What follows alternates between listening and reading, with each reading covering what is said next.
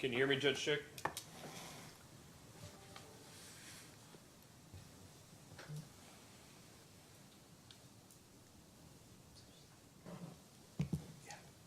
Hold on 1 second. We're not getting your audio. Oh, it went back to. All right, try that again. You're muted though, Judge.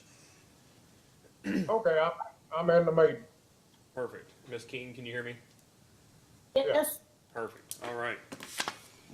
We'll get started then. Good afternoon. We're on the record in case number 2021-00236, electronic application of Russellville Solar LLC for a certificate of construction for an approximately 173 megawatt merchant electric solar generating facility in Logan County, Kentucky, pursuant to KRS 278-700 and 807 KAR 5110. My name is Kent Chandler. I'm chairman of the Kentucky Public Service Commission and serve as chairman of the Kentucky State Board on Electric Generation and Transmission Siting, and I will be presiding over the hearing today. Joining me today via video conferencing is John Lyons, Deputy Secretary for the Energy and Environment Cabinet, serving as proxy for Secretary Rebecca Goodman, Cindy Montgomery, Executive Advisor with the Cabinet for Economic Development, serving as proxy for the Secretary of the Cabinet for Economic Development, Logan Chick, Judge Executive and ad hoc member of the Siting Board, and Martha Jane King, second ad hoc appointee. At this time, I'd ask attendees in the hearing room to please set your cell phones to silent or turn them off. Also, given that we're hosting this half virtually, I would ask that anybody participating by video conferencing do the following. I ask that you please mute your microphone if you're not speaking. Also to turn off your camera if you're one of the witnesses and are not speaking. If you use phone for audio and computer for video, you turn off the computer audio. If you are in a room with several people on their own computers, please turn off the computer audio for all but one computer. If another participant is in a nearby office, please close the doors between those offices. And then finally, well, no, not finally, use a charger. Keep a charger nearby in case your battery runs low. And finally, and most importantly, if you have problems, experience technology issues that keep you from being able to participate in the hearing today, that you please alert the participants of the hearing, and we will pause the matter in order to get those fixed, or allow you time to get those fixed. The hearing today is for the purpose of taking evidence on the application. Before we get started with anything else, we'll have an entry of appearance of counsel in this matter for the applicant, Russellville Solar. Good afternoon, Mr. Chairman. Todd Osterloh and Rebecca Price with the law firm of Sturgill, Turner, Barker, and Maloney on behalf of Russellville Solar. And I'll just note for the record, I may have misheard you, but I believe the case number is 2021-235. What did I say? I thought you said 236. I did. It is 235. Thank you. Thanks. And for Siting Board staff? Justin Young and Heather Dibble. Before we get too much further, I just want to make sure before we get to the presentation, my understanding is, Mr. Osterloh, you have 7 witnesses today, 4 of which have been permitted to participate remotely. Is that correct? That is correct. All right. And all of those witnesses are available that you're aware of? Yes. And finally, Mr. Osterloh, notice and corrected notice has been filed and evidence as such is in the record. Is that right? Yes, the corrected notice that was published on Friday has been submitted in the record. Okay. And any, I think you filed earlier this week, is there any indication whether or not the notice ran again successfully on the 28th? You know, I apologize. I have not followed up. I believe that it should have, but I don't know. Okay. If you all could just file evidence of that, given Yes. that you indicated as much in the June 27th file. That's correct, yes. All right. And other than a couple of outstanding petitions for confidentiality, maybe one of those has been ruled on. Nope. Yes. So there are 2 outstanding petitions for confidentiality. Is that correct? Your Honor, there are 3 outstanding. There's 1 that's already been approved. Okay. 3. All right. So we offer before the hearing starts this afternoon. Excuse me. These afternoon hearings are throwing me off. Before the hearing starts this afternoon, we offer an opportunity for anybody to provide public comment. I see Ms. Hall's been able to join us virtually here. So we'll go first there, and then we'll see if anybody in the room would like to provide a public comment. Before we take comments, I just read the same disclaimer that we also provide at the public comments that we do that are local. We understand any case proceeding proposing the construction of a project like this, there could be strong feelings and opinions. Ask that as you provide comments today that you're respectful and mindful of the time limit for each speaker. We're here today to listen to your comments, not interact or respond. This is an opportunity for members of the community in which the solar project is proposed to be built to state their positions, concerns, and provide the siting board comments for its consideration. Again, the siting board is here to listen. During your comments, we will not be answering questions. The siting board is the fact finder and decision maker in this case, and as such, the board members are unable to comment or speak to the process or substance of the pending application. Nevertheless, questions you raise during your comments may well be of assistance to the siting board members and its staff in adjudicating this case. If you have questions for the applicant, you can ask them during this public meeting with the anticipation that they may later convey an appropriate answer outside of this public meeting. Contact information for the company can be received by contacting the siting board staff here at the Public Service Commission.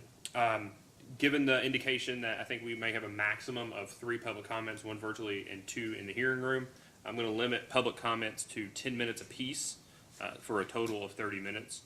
I think we've set an anticipation of, I think we anticipate this hearing.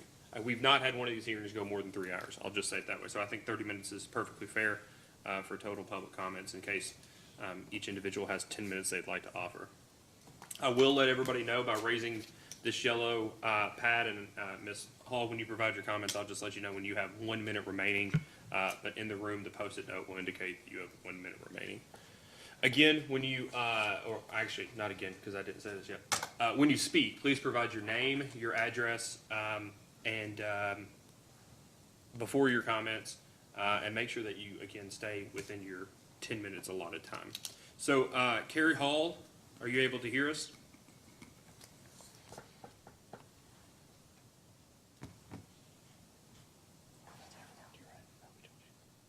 Yes, sir. Thank you very much. Absolutely. So I have my timer here. Start whenever you'd like, and I'll let you know when you have 1 minute of your 10 minutes left remaining. Okay, thank you, sir. Hello, everyone. Thank you for allowing me to have a chance to voice my comments and concerns. Foremost, I live at 604 Montgomery Road, but also work in Elizabethtown at 1402 Cornwall Avenue, but also reside on 604 Montgomery Road. My mother has an adjoining farm near that location. We're concerned foremost as farmers who have considered going into a contract. However, we were concerned about the aftermath, at which point, if we ever did a solar farm, would it destroy the soil content to be able to grow grain products after having those solar panels removed at a later date? The second question I have is that as farmers, we had decided against doing this. However, we're concerned that for other farmers, including ourselves, that continue to grow grain, if it would hurt our soil and the content of that soil to be able to continue to grow grain at the same volume and production that we've been able to do. The concern that I would like to see is any type of scientific or longitudinal studies that show this as concern. I feel like this needs to be studied more, and we need to have the results of that. The third issue that I wanted to bring up is, because of those concerns, as a citizen and just a concern for our agricultural production that we have in Logan County currently, and the consideration of the world shortage of potential grain due to the Ukraine conflict, I, as a consumer and a concerned citizen and farmer, am very concerned that maybe there might be more appropriate uses of other lands that are more marginal and do not produce or can produce that volume of cropland. So that is a concern that I have to bring up today. Also, I wanted to bring up that if citizens do not agree to this, to be able to do the solar farm, is there any protection granted to those consumers for that effect? Also, we have a cemetery that's located on our property. We're just concerned about any kind of aftermath that could affect the cemetery. Okay. That's all that I have. Thank you. Thank you, Ms. Hall. Thank you.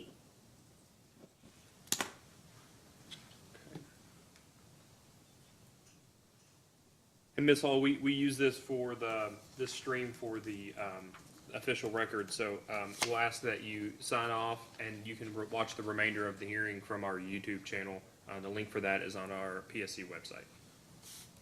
Okay, thank you, sir. Thank you. All right, I know we have a couple of folks from the public here that may also want to provide in-person comments. Ask if you'd like to do so. Please come to the microphone, state your name and address, and I'll start the timer whenever you'd like to begin. I'm John Mason Barnes. I live at 122 Barnes Road, Adairville, Kentucky, in Logan County. I would like to thank the Kentucky Public Service Commission and Siting Board for the opportunity to speak at this public hearing. I would like to state that I'm not at all opposed to solar energy projects. I just believe with all my heart that there are much better places to build them. The land that this site is proposed on is some of the best tillable land in Kentucky in the United States.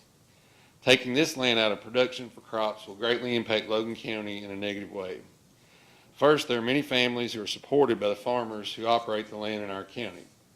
If this project and others that follow are allowed to be built, the number of cropland acres decreasing will ultimately cost jobs due to the acres being taken out of production. Second, this land is capable of producing grain at a very high level. While talking to a farmer who operates ground adjacent to this site, I can accurately tell you that this farmland has the ability to make 200 plus bushels of corn per year, 45 bushels of beans, and 80 bushels of wheat per year. And it can make the wheat and soybean yields in the same year as those are double crop acres. These numbers may not mean much to the average person, but they are very high. In the world climate we are in with the war going on in Ukraine, food production should be at the top of our list as a land use for prime agricultural ground, not solar panels.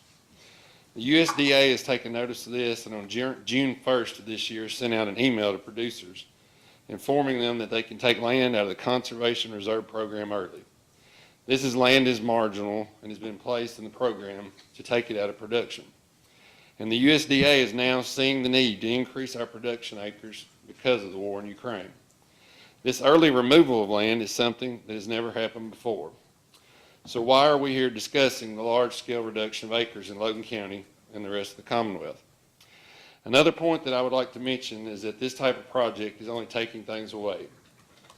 It's not adding any high-paying, long-term jobs or anything else that would benefit the area. Once this land is taken out of production, it is probable that it will never be actively farmed again.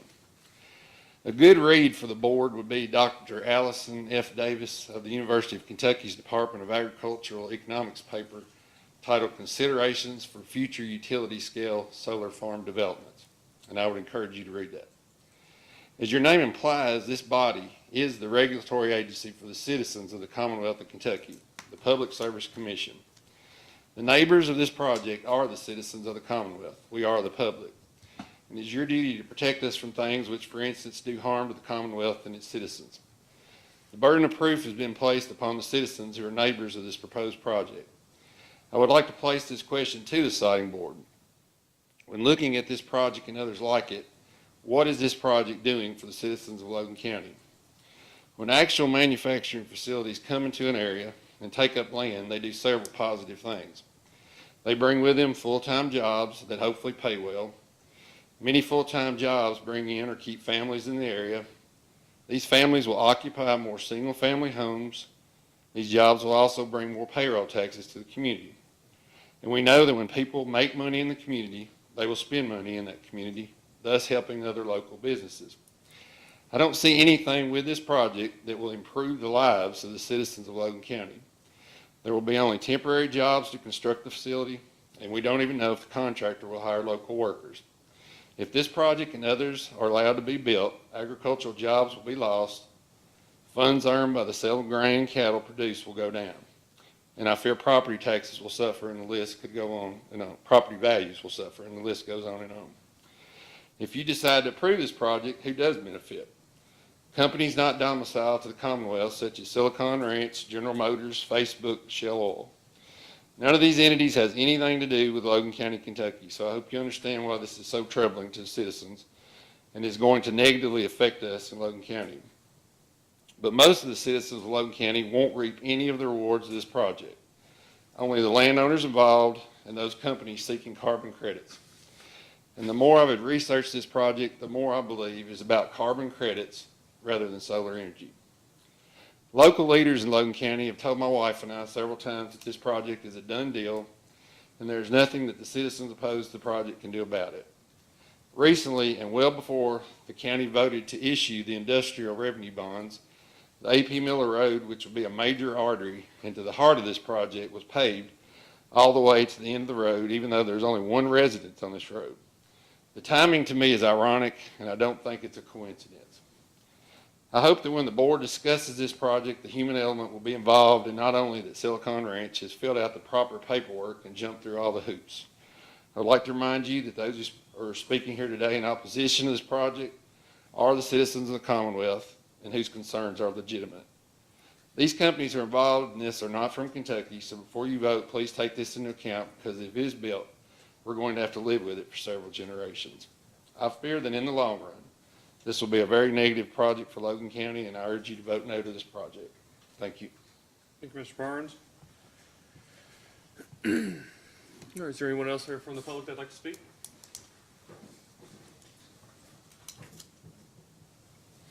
Same rules, just start whenever you'd like, and I'll start the timer, and just lead off with your name and address.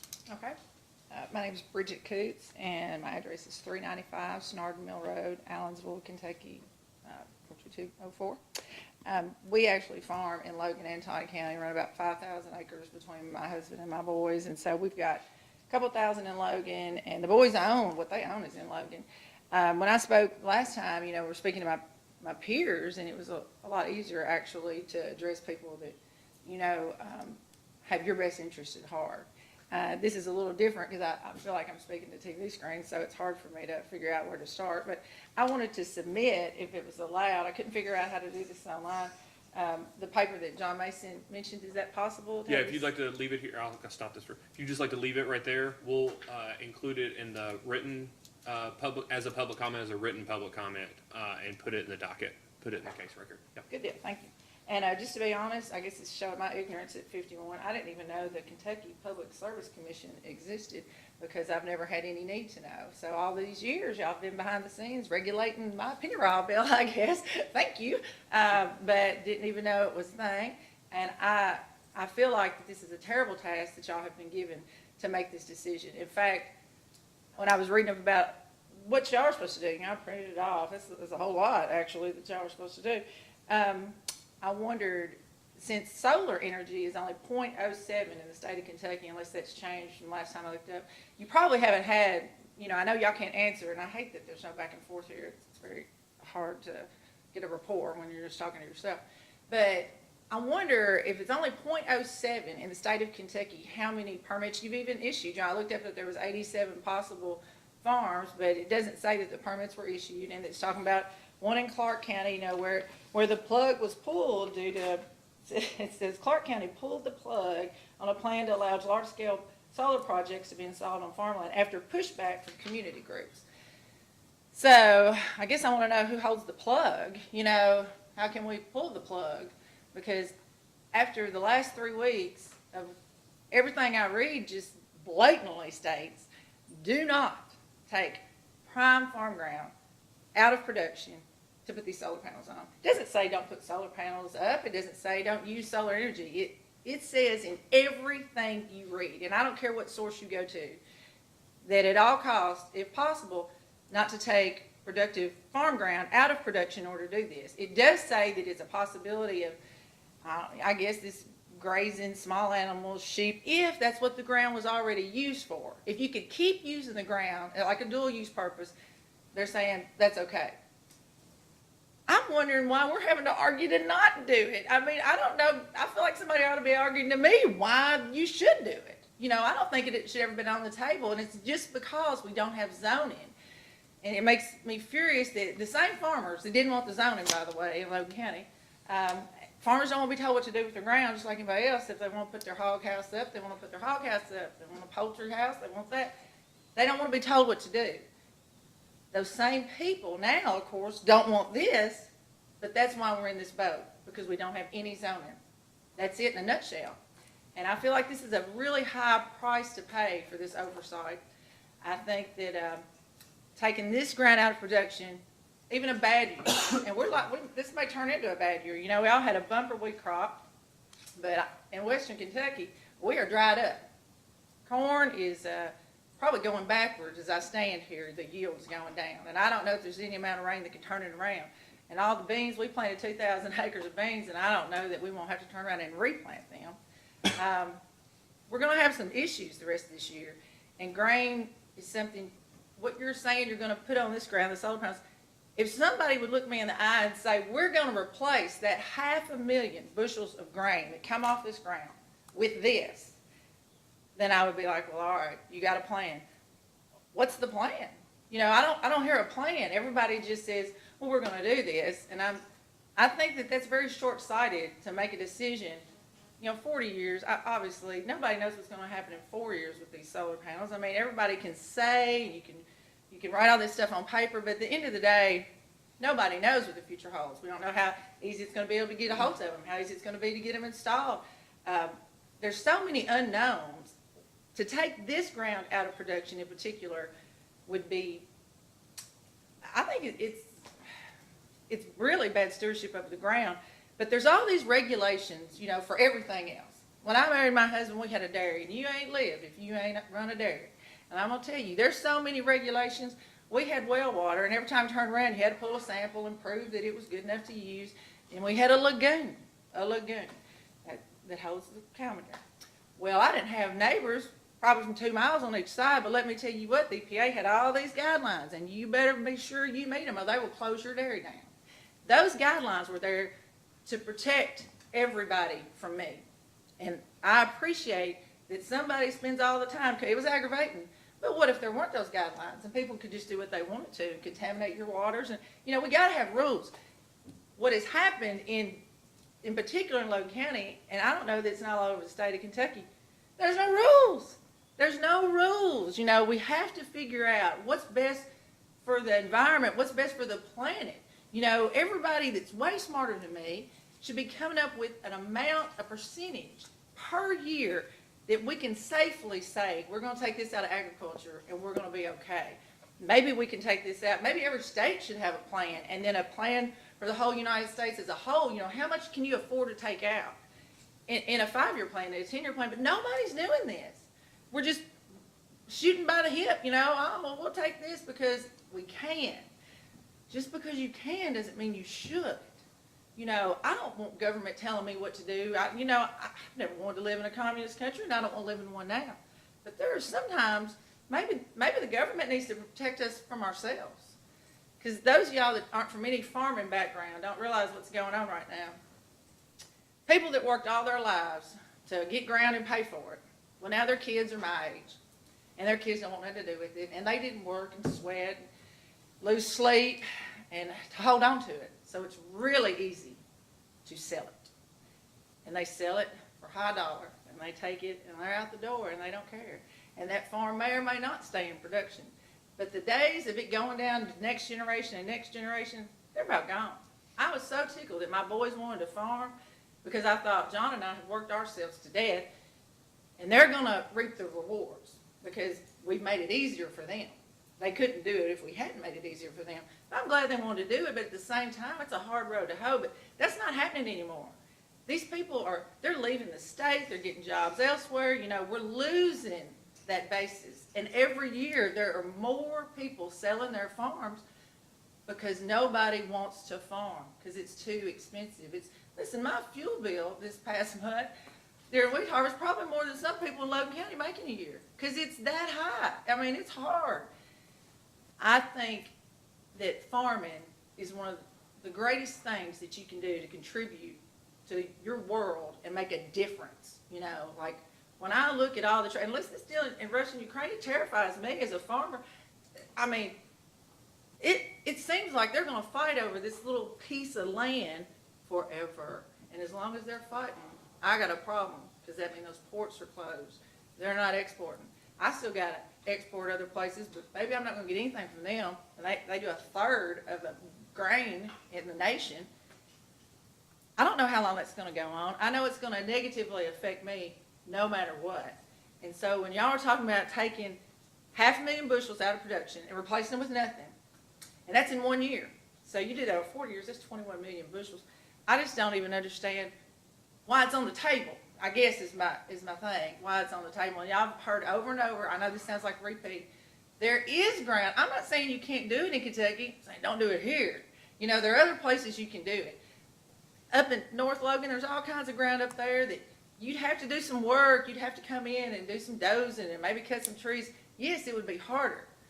But y'all are all smart people, you got engineers, figure it out, you know, make it work. Take something that's not doing anything and make it do something. And leave what's already successful alone.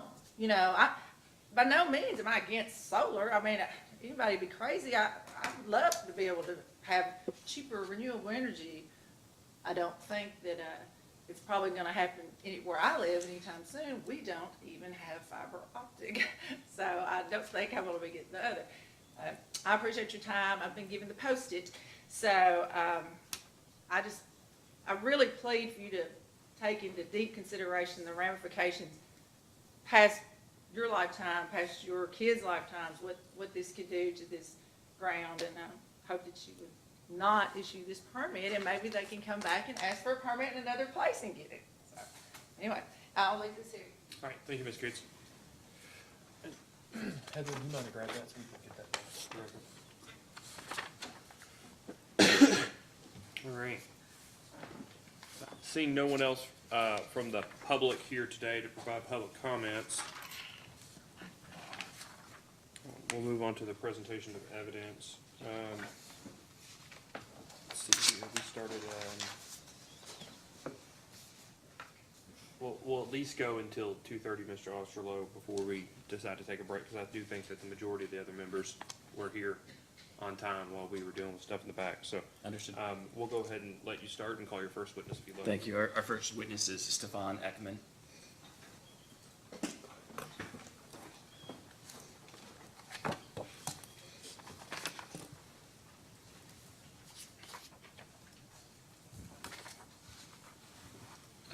Okay, Mr. Eckman, please raise your right hand. Do you swear or affirm that the testimony you're about to give is true and correct under penalty of perjury? I do. State your name and address for the record. Stefan Eckman, and business address is 222 2nd Avenue South, Suite 1900, Nashville, Tennessee 37201. Mr. Osterloh? Thank you. Mr. Eckman, by whom are you employed? By Silicon Ranch, And what is your title there? senior manager. Can you describe to the board what your involvement with this project is? So I'm the project developer for this project, managing permits, land acquisition, and any discussions in permitting. That's my general title. Okay. And did you sponsor responses to data requests in this case? I did. Did you adopt those responses here today? Yes. Thank you. Mr. Chairman, this witness is available for cross-examination. I meant to ask at the beginning, Mr. Osterloh, will you be the only attorney tendering a witness, or will Ms. Price be tendering witnesses as well? I anticipate I will be the only one. Ms. Dimple, Mr. Young? We do have questions, Your Honor. Mr. Eckman, I'm going to ask you a series of questions. If any of them are more appropriate for another witness, if you just let me know, I'll make a note of that and ask that other witness. Okay. Has a supplier been selected for the panels yet? Supplier has not been selected as of yet. We've had early stage discussions, but it hasn't been finalized. Regarding just solar panels in general, are there any issues or any problems with them leaching chemicals into the ground or in the local waterway or runoff or anything like that? So we are contemplating U.S. manufactured panels, and the ones that we're looking at are cadmium telluride panels, which include 2 glass panels, and they're very securely encased, and there's very low risk of leaching from those panels. Harriet may be able to speak a little bit more about that as well. And whenever panels are damaged, there is we're remotely monitoring those, so we'll automatically see any damage occurring to those. That actually leads me to my next question. How do you monitor them for damage, and how often are they monitored? So we have on-site monitors at the facility, but also at our operations and maintenance headquarters in Nashville. We have real-time data, and within the hour, if we see damage to any certain panel or panel block, we'll have someone out there to assess and replace the panel. Sure. And how long does it usually take to get somebody out there to replace a panel? I think usually if there's damage, then within an hour. Okay. But So let me interject real quick. You say individual panels. Are you saying that your remote censoring can tell if a single panel has a degradation of output? I'm not sure if it's a single panel or a block of panels. Okay, so how many, what's a block of panel? It would be, I think, 6 panels in a string. Go ahead, sure. Thank you. What's the typical useful lifespan of a panel? I think our panels are typically warranted for 25 years, but the useful life is 30 to 35 years. Throughout that lifespan, does the efficiency of that panel of how much electricity it converts from sunlight, does it decrease over time? And what's the expected rate of that decrease? There is annual degradation that's included in our assumptions. It loses efficiency, I think, to the rate of 0.8% per year, so very minimal, and we account for that over the 40-year life. Once that lifespan has entered, or if they're broken during the operation phase of this plan, how will the panels be disposed of? We do have a decommissioning plan that we're working towards. It's a requirement of the leases with our landowners to decommission the full facility prior to the start of construction. So we'll have that in place, the plan and the cost estimate, working with a third party prior to the start of construction. But a majority of the site would be recycled as far as the panels, and then we'll also salvage a lot of the metals on the site. Thank you. You mentioned a decommissioning plan. Has a decommissioning plan been finalized or been prepared yet? Not yet. We are selecting a third party, but we plan to do that in the next several weeks. Is it the intent that in this decommissioning plan or in other decommissioning plans that your company has done, do you all remove components underground to a certain level, or do you remove them completely? I think our standard is to remove up to 3 feet, or 36 inches. Sometimes there's damage, excess damage caused by removing of cabling that's below that, so that's why we stick to the 3 feet standard. Regarding your vegetative buffer, what species are anticipated to be used in that? I have a note on this.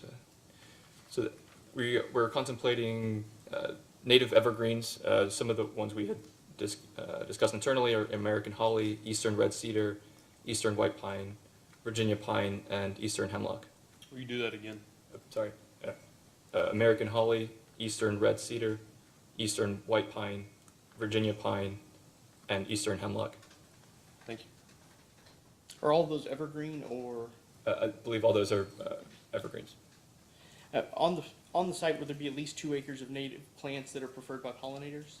Yes, and our director of regenerative energy is also here. He can speak more regarding our pollinator practices as well as the sheep grazing.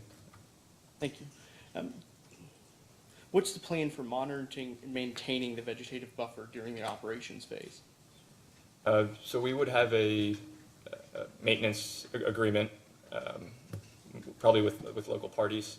Again, I think Michael could speak towards that, but we would make sure to maintain, if there's any, if some of the plants don't survive, we would replace them.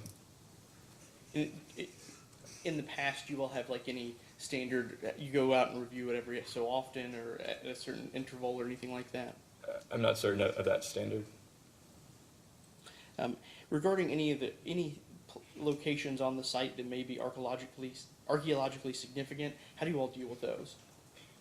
Yes, so there were plenty of cultural resource areas that were identified throughout the TVA NEPA permitting process.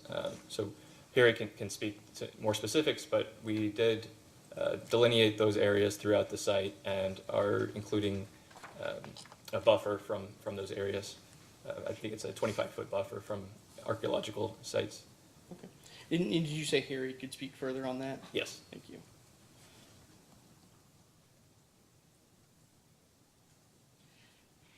Reading the reports, it looked like there was mention that there was a likelihood of karst, but it wasn't If you all do discover karst, say while you're pile driving or doing other plans, what's the plan for dealing with the karst areas? So as a TVA requirement, we are including 100-foot setbacks from any identified karst features or sinkhole fissures or karst features. 5 karst features have been identified to date, open karst, and those currently have a 100-foot buffer around them. Since then, we've done a lot of geotech and geophysical through our third-party consultants, SNME, and earlier it was Terracon, and are avoiding any areas of concern. But overall, the area that's been contemplated for the array itself is, they've indicated a low risk of karst features. Thank you. Have there been any new geotechnical reports drafted since any of the most recent data requests or anything that hasn't been filed? And could those be tendered with a post-hearing data request? Yes, there was one final that SNME provided, and we can provide that. Perfect. It's my understanding at the end of AP Miller Road, there's either 1 or 2 easements that lead back to farmland that is off-site. Are those going to be protected, and if so, how so? Yes, so they're off of AP Miller as you run towards the north. There are, I think, at least 2 landowners who use AP Miller for access to their farms for farming operations. We'll be maintaining that access, although there's no explicit right-of-way. We will be maintaining at least 50 feet, and we've been coordinating with the potential engineering, procurement, and construction partner to make sure that that's included in our plans. So you do foresee that access will be kept available? Yes, yeah. Thank you. It'll be free and it won't be gated or anything. Thank you. What's the planned water source for the site?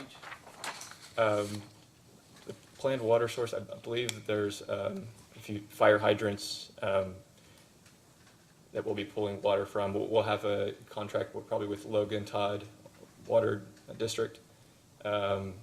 Usually we only need so much water during construction. During operations, we don't really need much water. We don't use much water for operations.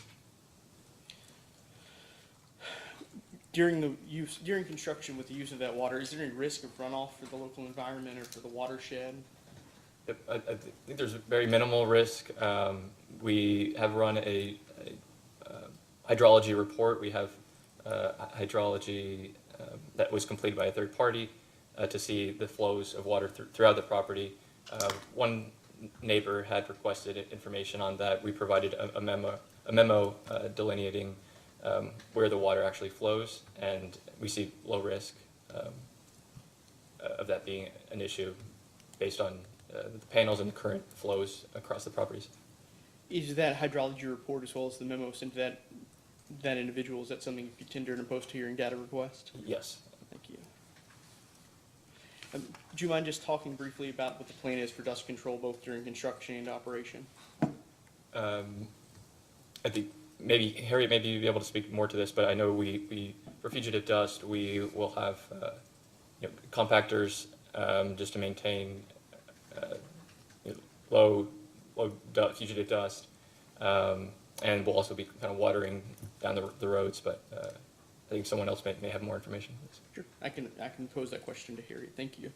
Have there been any new developments with the traffic plan? Sorry? Have there been any further developments with the traffic plan dealing with, say, the heavy equipment coming in during the construction project? I think that's in the early stages. A formal traffic plan hasn't been created yet.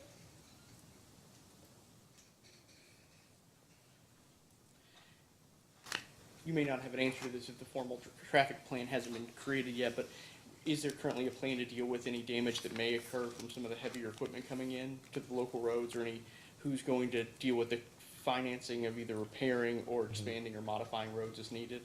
Yes. So Silicon Ranch and the EPC contractor will be responsible for any damages caused during construction and regular maintenance during construction of those roads that are being used either for deliveries or construction. Thank you. In a post-hearing data request, could you provide the Corps of Engineers report regarding the wetland delineating in response? Yes. Yep, thanks. Have there been any changes made to the site plan that were the result of public comment? Not that I'm aware of.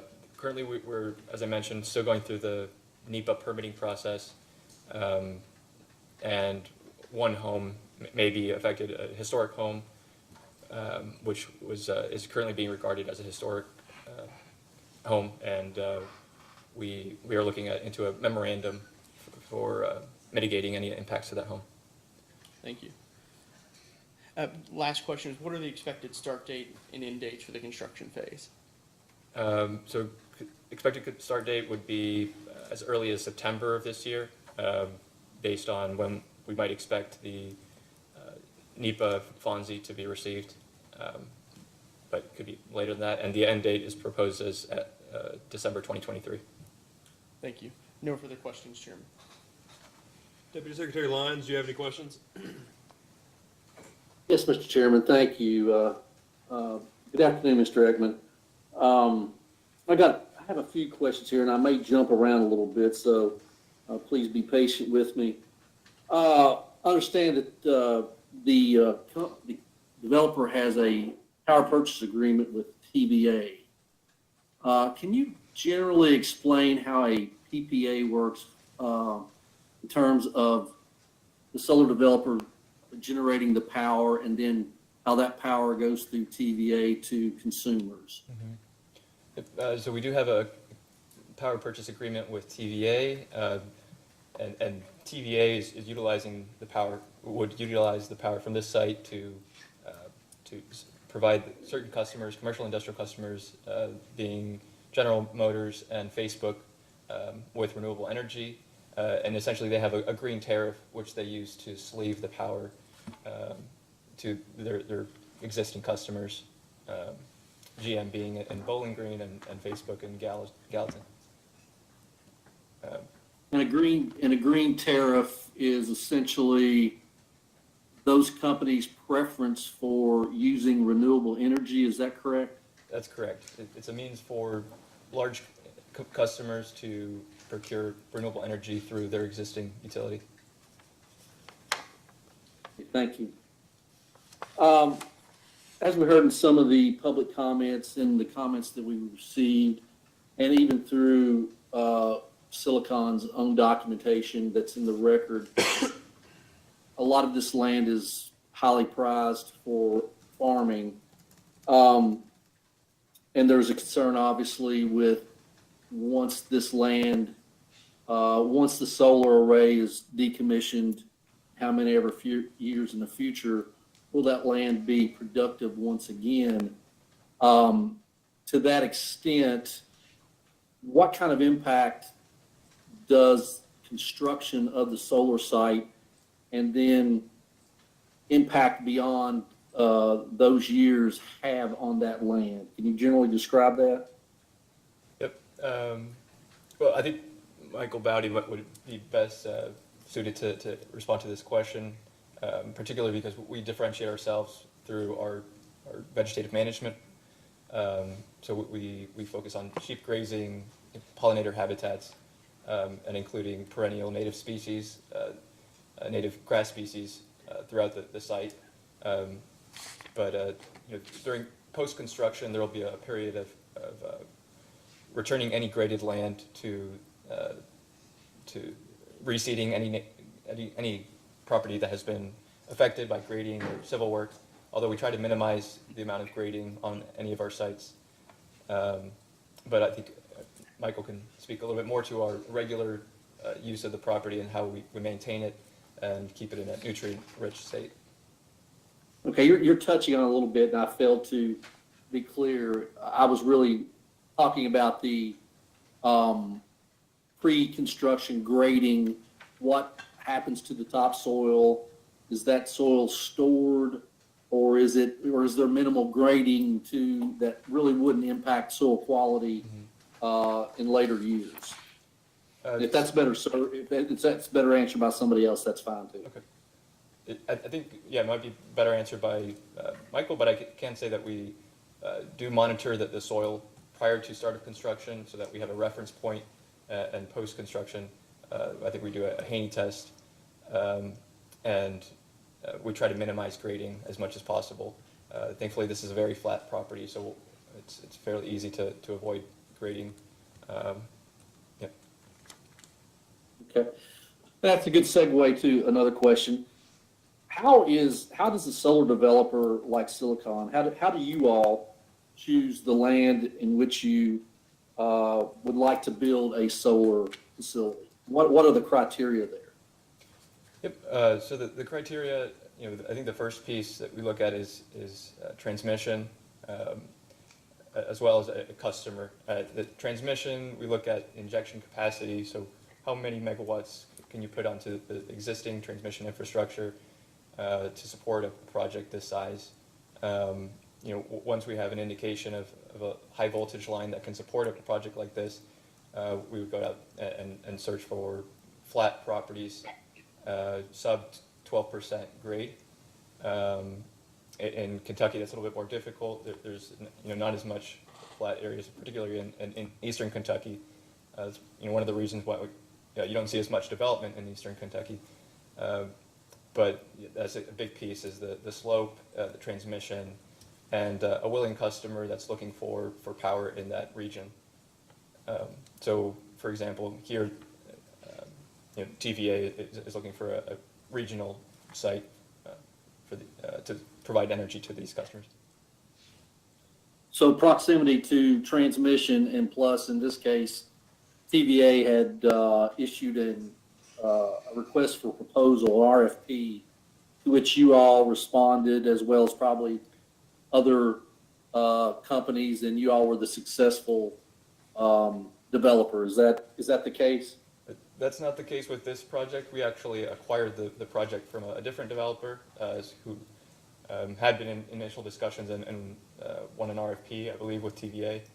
But that would generally be the case, either through bilateral discussions with a commercial or a utility, or through a RFP response. Who was that developer that you obtained? I think it was Community Energy Solar, based out of North Carolina. Okay, thank you. I noticed that some of the other documentations, moving to another area, consultation, and if this is better answered by somebody else, that'd be fine too, but it's consultation with Indian tribes and also with Fish and Wildlife on Section 7 has been initiated. Has either of those entities responded to that consultation? Yes, I think there were 2 tribes that responded. We did reach, through the NEPA process, reached out to several tribes. The only tribes who responded were the Cherokee and the Eastern Shawnee tribe, and neither of those had any objections to the project.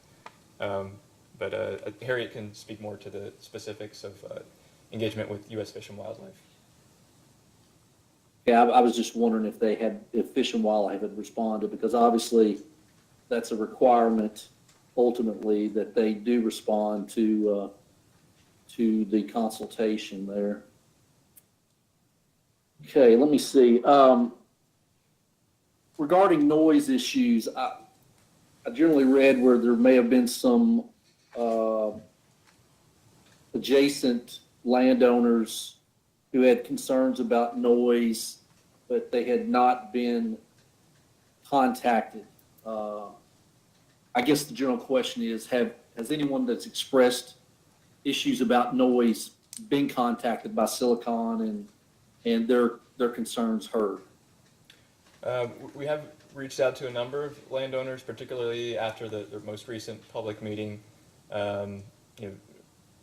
calling and speaking with a few of them. Have also reached some adjacent landowners prior to those hearings, and engaged with certain landowners during our community meetings. I don't remember the specific landowners who requested more information on noise impacts. Okay. Mr. Eckman, in the phase 1 environmental survey done by one of your contractors, it wasn't a specific number of water wells that were identified on property. And I don't know if that's in the project area or in the project area where the solar panels will be located, or within the entirety of the 1,500 acres or so.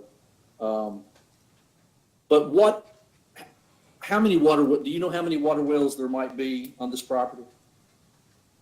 I'm not certain of that number. Do you have an idea of whether some of them are still in use or not? Having spoken with the landowners and asking them about wells, I don't think any of them are currently in use, if there are some existing water wells. What would be the ultimate plan for those water wells that are perhaps abandoned at this point?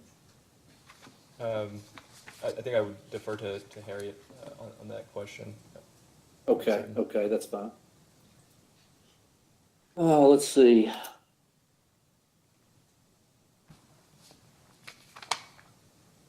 Mr. Chairman, I think that's all I have for this particular witness. I do have some questions about karst that will save more specific questions on the karst for another witness. Thank you. Thank you. Mr. Montgomery?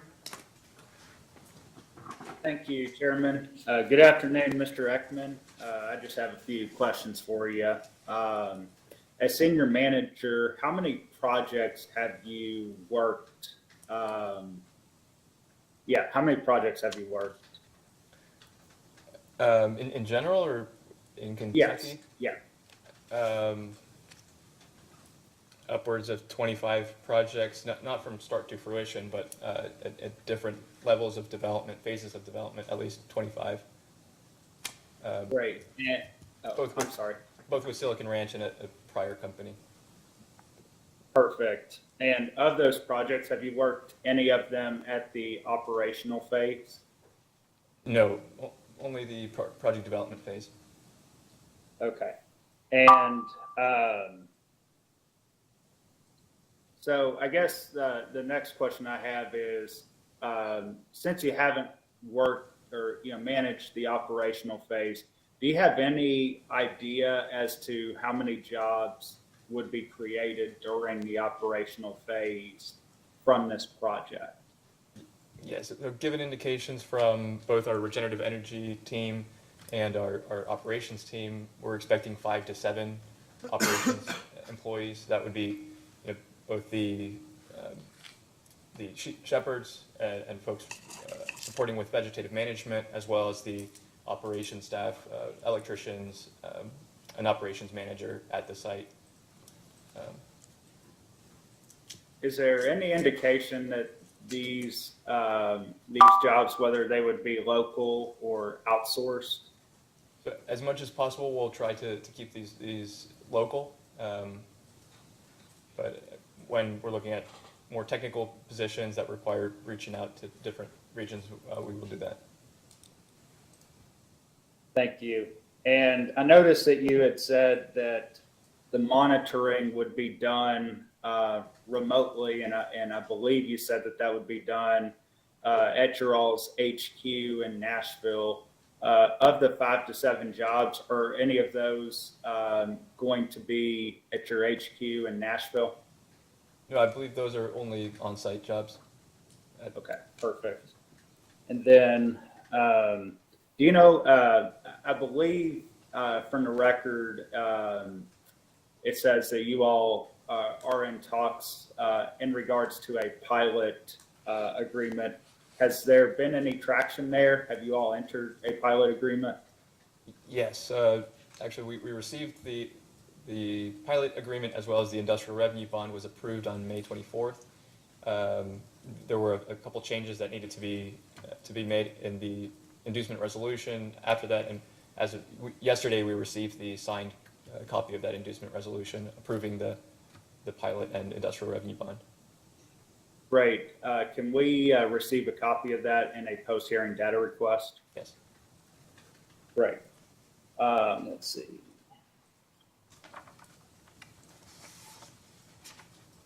When it comes to the construction phase, could you walk us through what that looks like as far as the hiring goes? Do you all outsource that to another company, or how does that work? I think Dave would be on our construction team would be the best to or most suitable to respond to that question. But I would note at least that the engineering, procurement, and construction contractor would do most of the hiring themselves with certain guidelines from us as the project owner. Perfect. Mr. Chairman, that's all the questions I had for this witness. Judge, do you have any questions for this witness?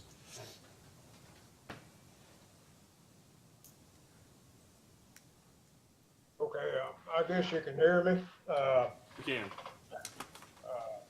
I do have one question. We did get a map of the project, and it's more of a statement than it is a question, I guess, but it shows A.P. Miller Road on this particular project, and it shows that after about 1,000 feet, a sharp right turn, and that goes back to another farm, but there's also an easement that kind of heads south. There is an easement that goes east and kind of north through the project. And I just asking this to have it on record. I was told that this was going to be maintained and kept open, right? Sorry, I didn't hear some of it, but are you referring to the A.P. Miller where it runs north towards towards certain properties in the center of the project? Yes, it runs north of the A.P. Miller. That easement's not showed on this map, but I want to make sure, and of course there's a cemetery right in that area too. And that cemetery will be protected, and that road will continue to be open for the farmers that need the easement in. That's correct. Yeah, we have maintained a 250-foot buffer from that cemetery, and we've maintained at least 50 feet for access to those properties. That's in our designs, and we'll include those avoidance areas as well. So I think he kind of made it as a statement, but I'll just ask it this way, Mr. Eckman. Is the anticipated site layout leave that easement open for public use? Yes. Okay. Did you hear that, Judge Chick? Yes, I did. And Okay. I have no So- more questions. Well, and so, Judge, I'm going to ask, as a post-hearing data request, either showing us a map or creating a map that clearly delineates that easement within the context of this proposed site layout. Okay. Okay. Thank you. Ms. King, do you have any questions? Yes, thank you, Mr. Chairman. First, I have a question about decommissioning. Mr. Eckman, you said there are no decommissioning plans at this time, and you all are working with a third party, and it may take several weeks. Can you give us any more information on it than that? Yeah, so as I mentioned, we have 4 leases. They all include the same provision requiring a decommissioning plan and a cost estimate. It would be for the removal of all equipment other than the TVA substation, which is TVA's property, below and above ground. And we would be seeking to, at least below ground, we would be seeking to do down to 3 feet because of the issue with cabling potentially causing substantial damage. But that proposal also includes the cost estimate being revised every 5 years. So from now until the end of the project life, we would have revised estimates every 5 years to make sure that it meets the latest assumptions on costs and salvage value. But it would be the cost of removing all that equipment minus the salvage value of the equipment and different commodities. So that language is in the contract to the landowners who have agreed to go solar. It's in their contract, or Not all of that. Not all of that is in the contract, but the requirement of a decommissioning estimate, as well as the decommissioning security to be placed in before the start of construction, that is in the contract.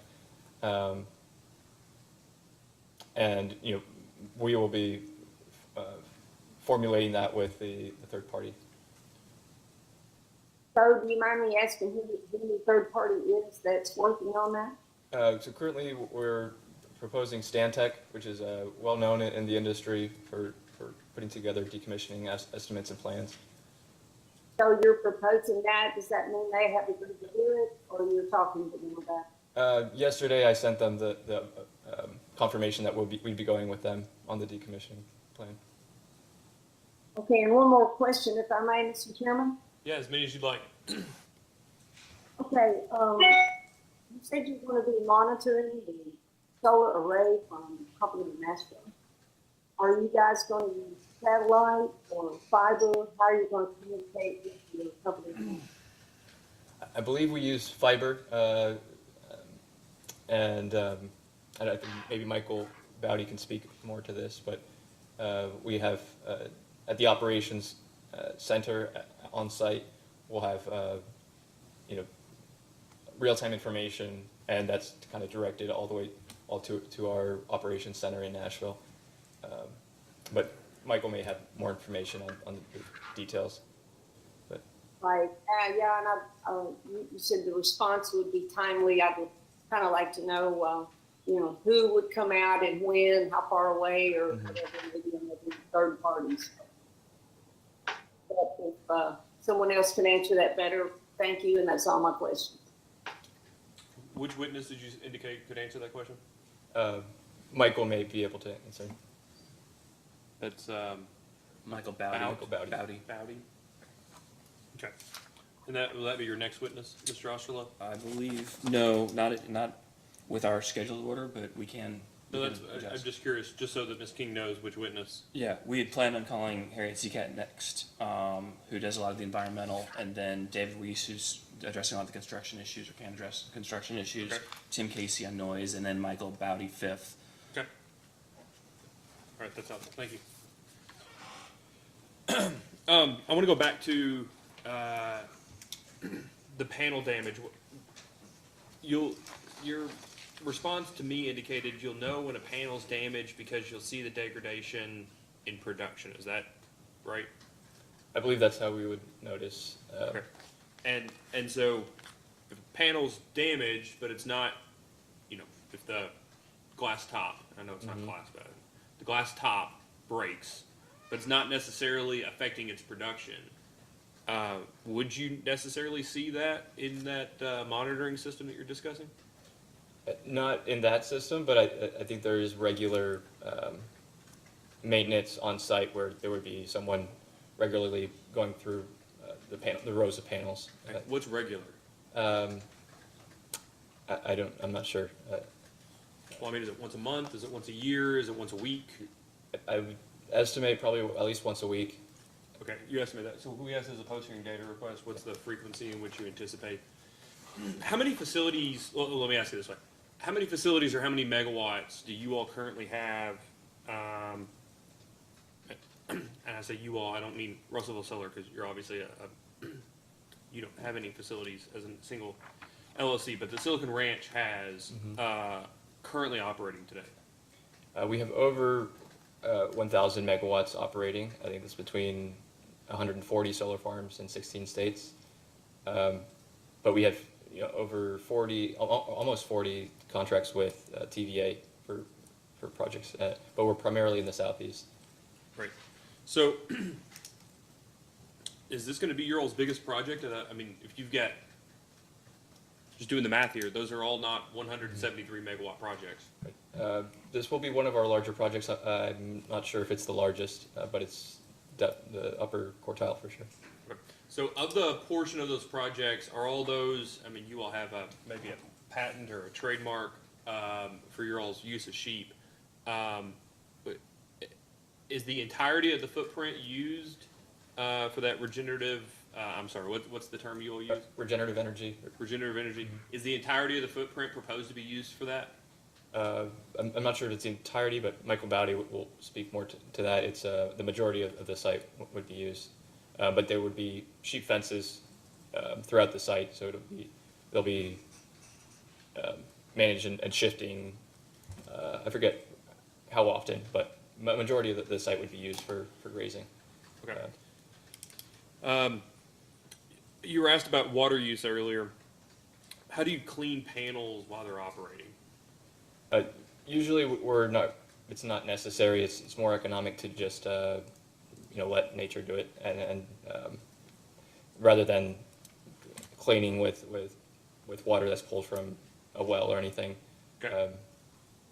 So, talking about water runoff, have you all specifically looked at whether there's a difference in the hydrological impact of your all's regenerative energy proposals versus planting it in native grasses, or they don't even plant in native grasses, but planting them in grasses and letting the grasses stay at a certain height and mowing them? Is that one of the, have you all looked at that? Is there a distinguishing feature or factor in your, the hydrological impact? Yes, I'm certain there is, but I know Michael can speak to it, that difference.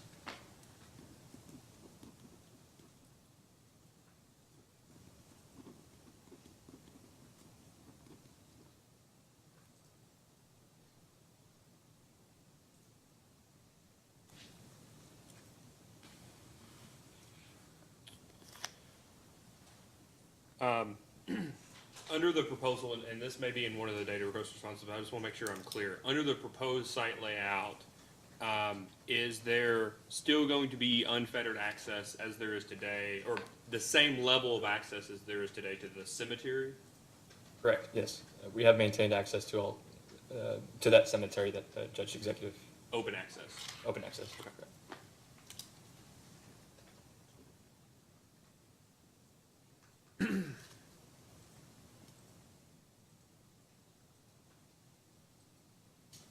And then on runoff, one of the things I just want, I guess, be clear on, what method are you all proposing to use for the installation of the panels? So we do have drainage basins throughout the site planned within our site plan to maintain any runoff during construction.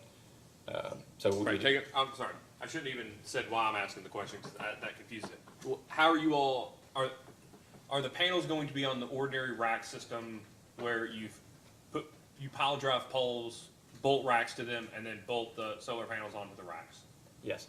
Okay, so not a ground mounted screw system, or you're expecting to do impact drilling instead of a screw system for the individual poles that the racks sit on, is that correct? I think I would defer to Dave Weiss on that, just to make sure. But you all do it intend on the racks being located on poles rather than being ground mounted, for instance? Correct. Okay. So in terms of the panels, I mean, how big are the panels? A couple feet by a few feet? Yeah, I'd say 3 by 5. Okay. And so when it actually comes to the distance between rows, is it 2 feet between rows? I mean, okay, let's take a step back. I think it's 16 feet, or 15 to 18 feet between rows. So taking a big step back, these are fixed tilt, or these are fixed or tilting axis? These are single axis trackers. Single axis trackers. So they move, they're not fixed. Correct. So let's just assume they're at noon position, the widest they're going to get, right? Mm-hmm. What's the distance between the edge of one panel and the next? Do you know? I'm not certain. Dave would have a better sense of that. And that's Dave Weiss. Yes, sir.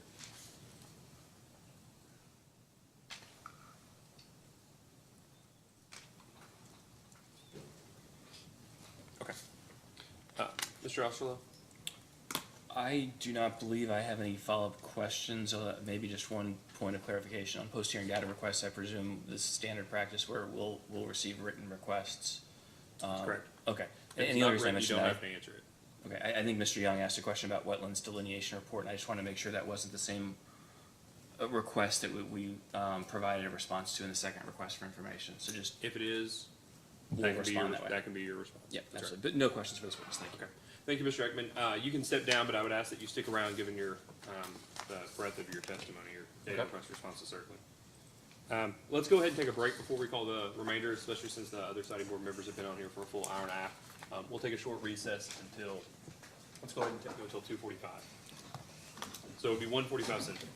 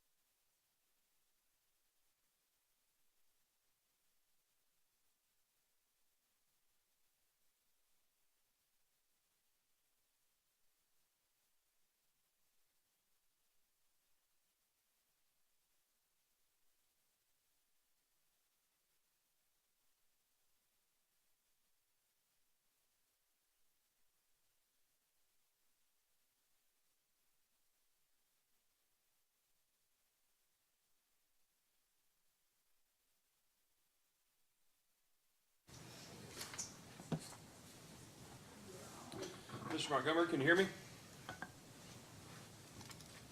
Yes, sir, Mr. Chairman. Great. So we're back on the record in case number 2021-00235. Mr. Osterloh, you have additional witnesses? Yes, thank you, Mr. Chairman. Our next witness is Harriet Seacat. And while she is approaching the witness stand, I'll just note for the record that I have confirmation that the corrected notice was published in Tuesday's paper, and we will file that in the record. Thank you.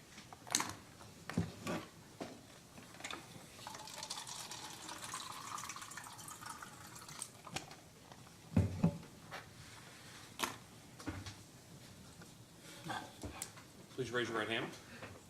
Sorry. Do you swear or affirm Very the dry mouth. testimony? Do you swear or affirm that the testimony you're about to give is true and correct under penalty of perjury? Yes. Okay. Please state your name and address for the record.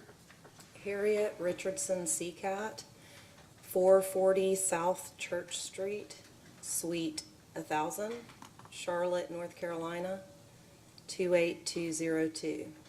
Mr. Osterloh? Thank you. By whom are you employed? HDR Incorporated, And what's your title there? Senior Environmental Project Manager. Can you tell the siting board what your role has been with this project? I've been overseeing the environmental studies, including field surveys and desktop reviews, that are generally feeding to the TVA environmental review under the National Environmental Policy Act. There's a variety of other things that we have also been assisting Silicon Ranch with, including site optimization, production of a preliminary site layout, development of the vegetative buffer plan, and production of renderings, as well as supporting the siting board process, including public involvement. And did you sponsor responses to data requests in this case? Yes, And do you adopt those responses here as your testimony today? yes. Thank you. No other questions from me? Mr. Chairman? Yes, Chairman.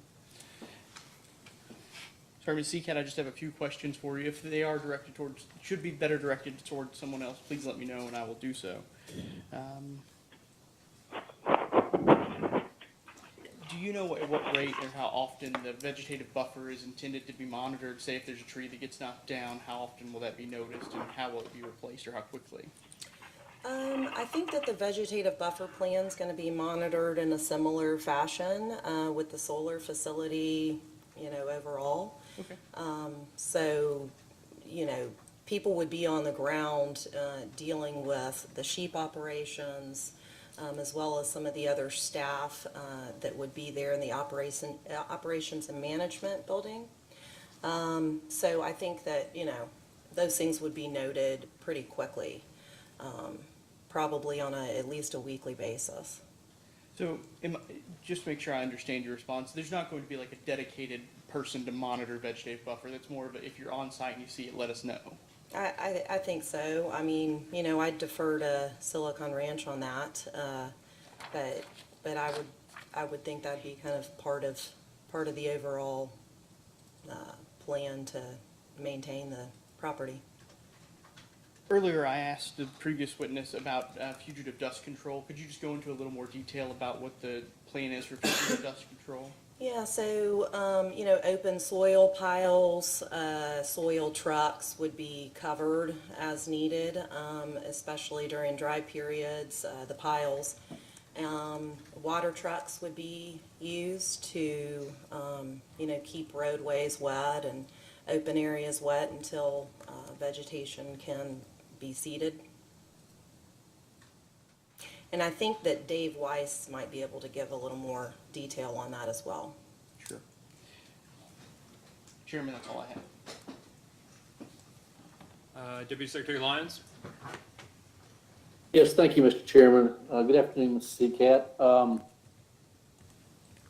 I went through the very extensive environmental assessment for the project, and the one thing that really jumped out at me was there are at least 4 state-listed plant species, one of which is considerably rare, and as a matter of fact, not even documented in the Kentucky biological assessment tool that we have in the cabinet. What, if any, plans are there for the protection of those particular species? So there are about, just kind of guessing here, I know there was something like 6 to 8 occurrences of state-listed plants. We had a botanist on site to identify those, someone from Austin Peay University. He actually had identified one of those as, like it was a new species when he first ran across that. But then he later discovered that one of those was much more common than, was first understood. It was what he thinks is an overlooked species. However, about half of those occurrences would remain. So they would be avoided by the project and protected in forested areas. Okay, great. That's good news. We can go back to a question I asked Mr. Eckman regarding consultation with Fish and Wildlife. I think he answered the one on the tribes, but as far as Fish and Wildlife and state historical properties, have those consultations concluded or been responded to your knowledge? Yeah, so TVA, as the federal agency, has been coordinating with U.S. Fish and Wildlife. They sent out an official letter, I believe it was in April of this year, and got a response in June on TVA's determination that the project would not likely adversely affect federally listed bats. That's the one piece that the Fish and Wildlife needs to comment on in particular with this consultation, but no other federal species are expected to be affected either. So there was a bat habitat survey done for those federally listed bats, as well as a presence-absence survey to determine if 3 federally listed bats were on site, and they were not. But Fish and Wildlife has not responded to that consultation formally. They have. In June, they Okay. responded that they concurred with TVA's findings. Okay, I did not see that. Thank you for that clarification. What about the historical properties? Have they responded to the historical and archaeological survey? Yeah.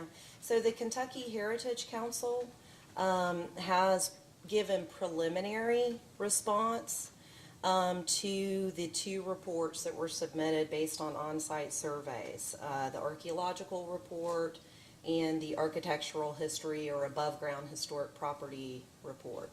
And so those reports are actually being revised based on a few changes from KHC.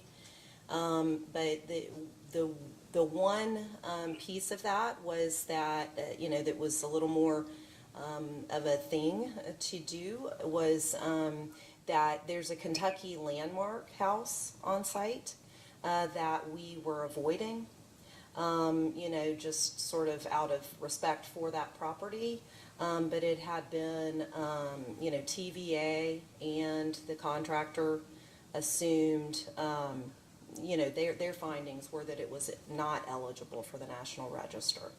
But KHC has disagreed with that, so we're now working out a memorandum, or, we anticipate working out a memorandum of agreement with KHC to mitigate effects to that property.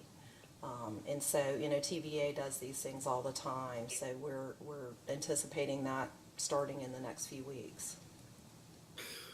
Right, so there were, I thought, 8 other sites that the consultant determined could be eligible.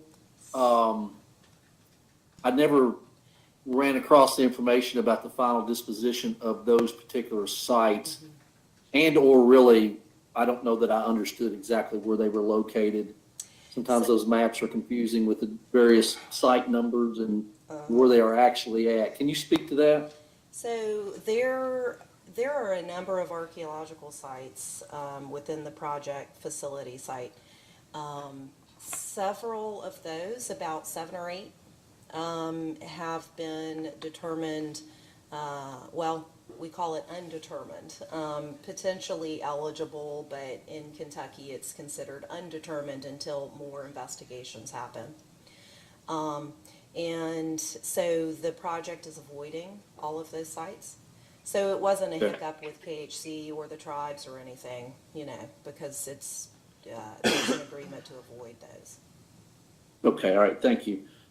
Going back to the question about the water wells that I asked Mr. Eckman, do you know how many water wells are on the project site and what their current status is? So are we talking about existing wells? Yes, ma'am, yes. So I understand from our Phase 1 environmental site assessment team that there may have been a couple of defunct wells that were out there, but there's one active well. There's a pump house associated with it. It's at the south end of Joe Montgomery Road, and so that's being avoided by the panels. Is that on the project? Is that on a property being leased by Silicon? It is, yes. What is the plan for that well ultimately? You said avoid it, but we would prefer, and I think the consultant's report recommended what I'm going to, which is those wells should be properly abandoned by capping them. Okay. Well, I do know that sometimes there's a few operations wells that are put in, so I would potentially think that Michael Baude could answer that because, you know, he may be able to utilize that well. Sure, yeah, exactly. And then that does happen on other projects, but if they're not, we would certainly, matter of fact, it's Kentucky regulation that those be properly abandoned. Ms. Seacat, are you the one that would answer a question about the karst or the geotech survey?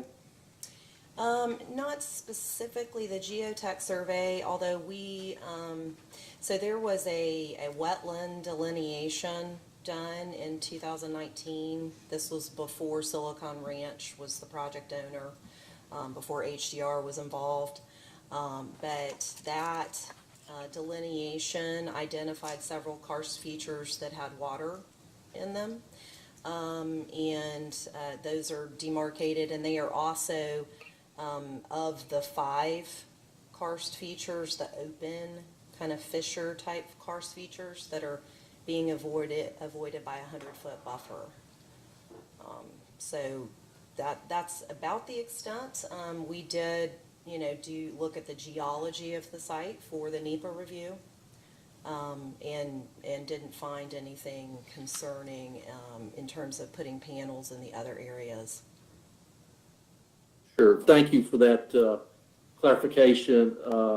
Mr. Chairman, I do have a very specific question about the geotech survey. I don't know which witness that might answer that. We'll give Ms. Seacat, that Ms. Seacat hasn't answered, or? Right, exactly. I mean, I could, let me ask the question and then maybe Mr. Osterloh can decide who should answer it. In the geotech survey, in the conclusions, there was a statement that construction in this area comes with an inherent risk of karst development and activity, albeit maybe not immediately. And my question is, through the years of the existence of this, how will that be monitored in terms of if there is some karst development and what will be done to try to mitigate the formation of any karst features? Okay, I think. Yeah, well, I think, yeah, Michael Baude can speak to that. Or Dave Weiss, either. Okay, okay, that's fine. That's witness 3 and 5? Correct. Did you hear that, Deputy Secretary Lyons? I did, sir. Thank you. And that's all the questions I have. Thank you. As always, Deputy Secretary, I'm glad you're here to hit on these issues. Mr. Montgomery, any questions? No questions for this witness, Mr. Chairman. Judge Chick, any questions for this witness?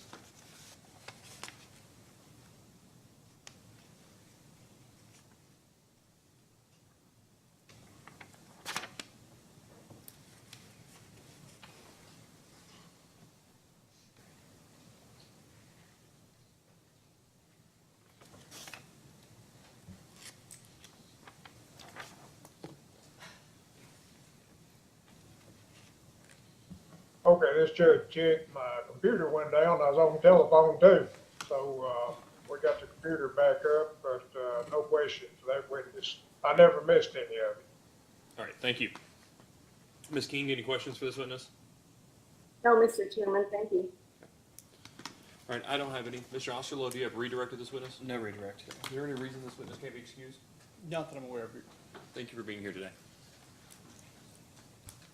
Mr. Osterloh, you can call your next witness. Yes, thank you, Mr. Chairman. Our next witness is David Weiss, and he's one of the remote participants. Okay. Mr. Weiss, I'd ask you turn on your camera and your microphone. Please raise your right hand. Do you swear or affirm that the testimony you're about to give is true and correct under penalty of perjury? I do. Okay. You may want to turn down your microphone just a bit. Let me say, as opposed to what our issue is often, we can hear you plenty well today. Oh, okay. I can. I'll try to whisper then. I don't know how to turn it down anymore. That's perfect. Just like you are right now would be great. So, Mr. Weiss, if you would, please state your name and address for the record. Dave Wise, and 222 Second Ave, Suite 1900, Nashville, Tennessee, 37201. Okay. I'm going to ask Mr. Harriet if he'll turn the volume up just a bit. That'd be perfect. Mr. Osterloh, you may ask. Thank you. Mr. Weiss, by whom are you employed? Silicon Ranch. And what is your title there? Project Manager of Operations. Can you tell the board members what your role is with this project? Yes, sir. So what I do is I'm involved essentially right after Stefan hands the project over after due diligence is done. We go through contracting, I can build the project, and then I hand it over to our operations team. Did you sponsor responses to data requests in this case? I did. And do you adopt those answers here today? I do. Thank you. Mr. Chairman, this witness is available for cross-examination. Mr. Young? I do have just one question. Mr. Weiss, what's the maximum number of pile drivers you anticipate being active at any given time? Maximum of 10. 10 available, that is, and usually 1 or 2 have mechanical issues, so give or take, 10 is a conservative answer. So 10 is the maximum pieces of equipment that you have for pile driving on site? Yes, sir. Okay, thank you. That's all I had, Chairman. Deputy Secretary Lyons? Yes, thank you, Mr. Chairman. Mr. Weiss, if you were the one, I would just repeat the question I just asked Ms. Seacat regarding the inherent risk of future karst development and how that might be mitigated or monitored in the future. Yes, so, working in Kentucky is new for Silicon Ranch, so these items are typical in your area more than areas that we've worked in the past. So ways we've mitigated this is we've conducted training internally. We've hired 3 new civil full-time employees that have worked for companies like HDR in the past and are experts at this. So we have essentially been provided what to look for. We've also provided all the due diligence to our contractors that are EPCs that we'll be hiring. We've also got some experience from past projects where we've run into similar issues. We have, site managers on site that know what to look for during construction, as well as our EPCs. And then after construction, we have Michael Baude's team to further look look for these karsts or sinkholes that might be developing. Once we know they're developing, we take pictures, send them to our team, determine if we need to get a consultant out there to determine best way to mitigate the risk. And that's generally how we do this. There's a lot of different mitigation strategies, whereas you could put in foam. There's other items that you could do, whether that's just doing a 100-foot buffer as well. It just depends on what the karst feature is and what further investigations kind of bring to light. I would follow, maybe this is more of a comment than a question. After consultation with one of our lead geologists, I guess the issue, as I understand it, and as I read in the consultant's report, is the karst and the particular geology of the area is such that where water will leach into the rocks and cause karst formation. And I think your consultant's report indicated control of runoff. I guess one thing that occurs to me is with so many panels and water hitting those panels and then running off, and we've all seen around a barn perhaps without a gutter, how the water will run off and it'll trench around formation of the structure. I get this vision of that occurring here and over time, and I guess how that will be avoided and mitigated from runoff intrusion into the rock. Yeah, I would say, based on what I've seen on fully vegetated sites, your runoff is non-existent, except especially with, we install temporary basins and also permanent basins. We also have, erosion control plan that we put in place before we even do any grading work, and we have the state come and inspect before we remove those BMPs. So you also have, if it is raining, if there's high wind, the panels will go to stow, which is around 60 degrees, or correction, 45 degrees. So, and if that's not the case, they're constantly moving. I don't see how you would have the panels at the same location for the same rain event where you would have that channeling like you're talking about. Okay. Did y'all submit a stormwater management plan? I'm not sure. I don't recall seeing that.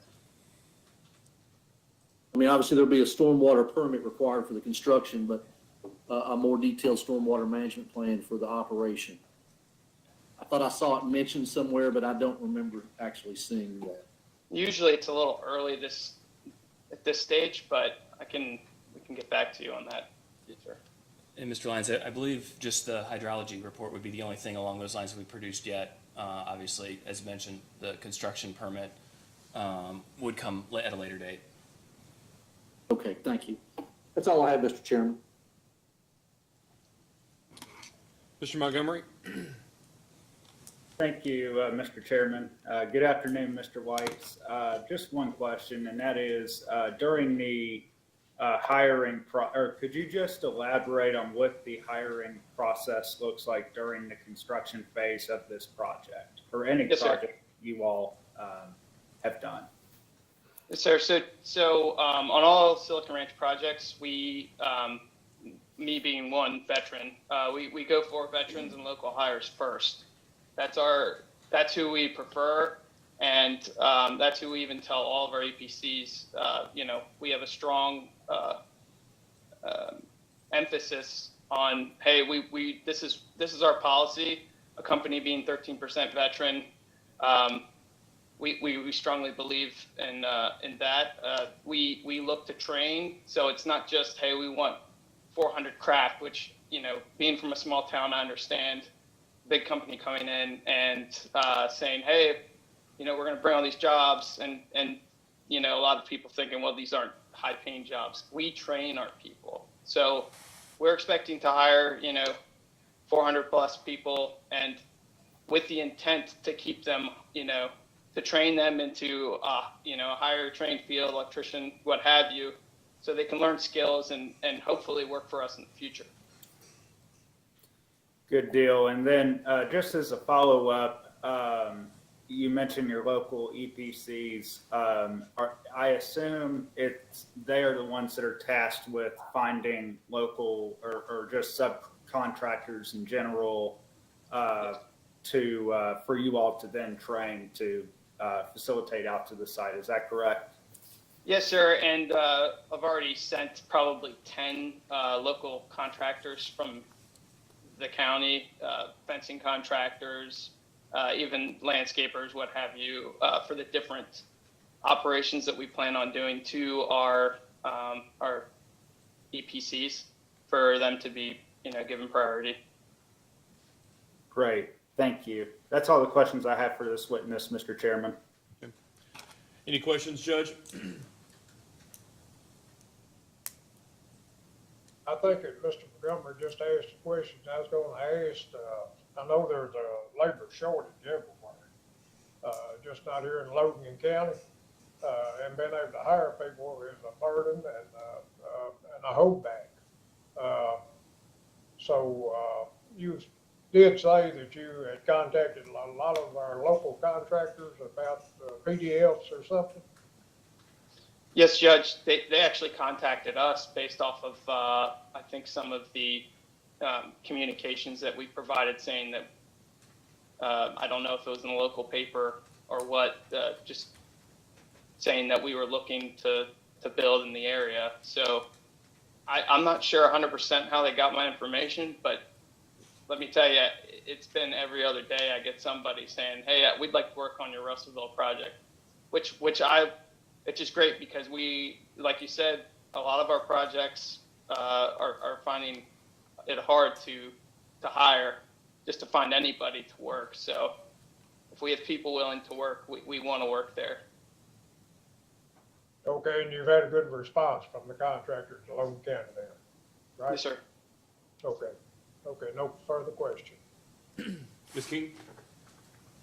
Yes, thank you, Mr. Chairman. Mr. Weiss, so in your project, you're the project manager, right? So, from beginning to end, in the course of the project and you're hiring people, you have to get anyone in to install the solar panels.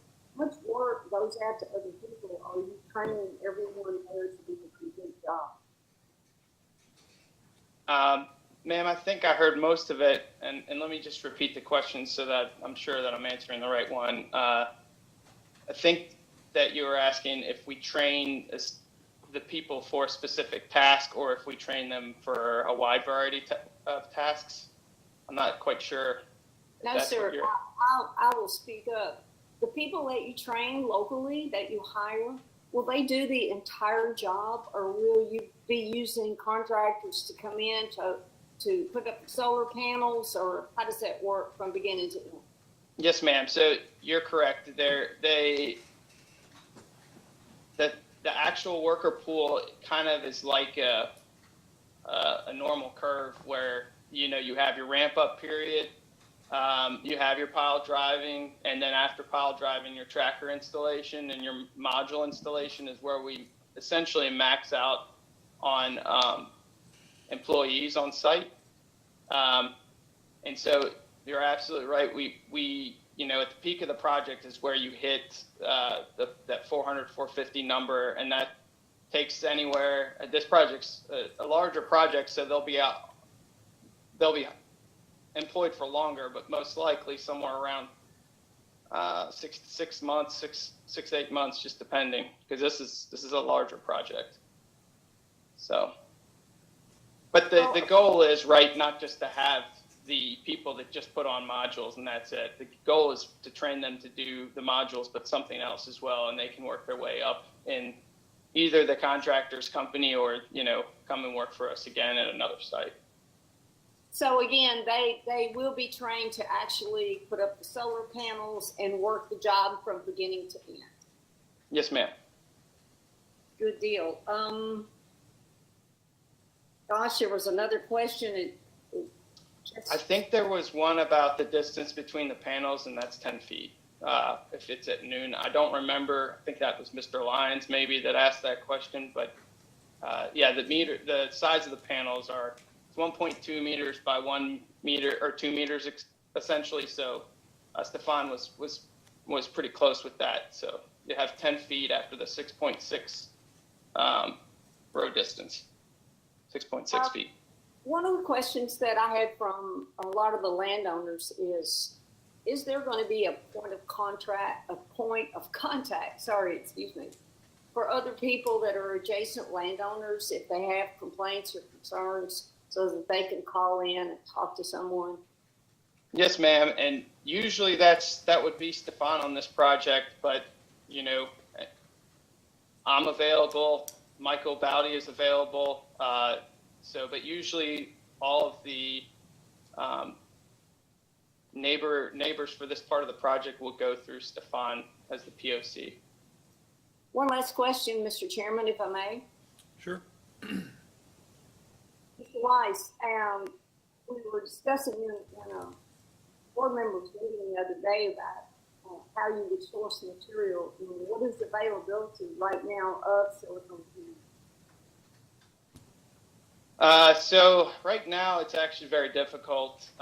You might have noticed that the current administration has put a 2-year lax on a policy that essentially bans imports from China or Chinese sourced modules, which is a good majority of the world's supply.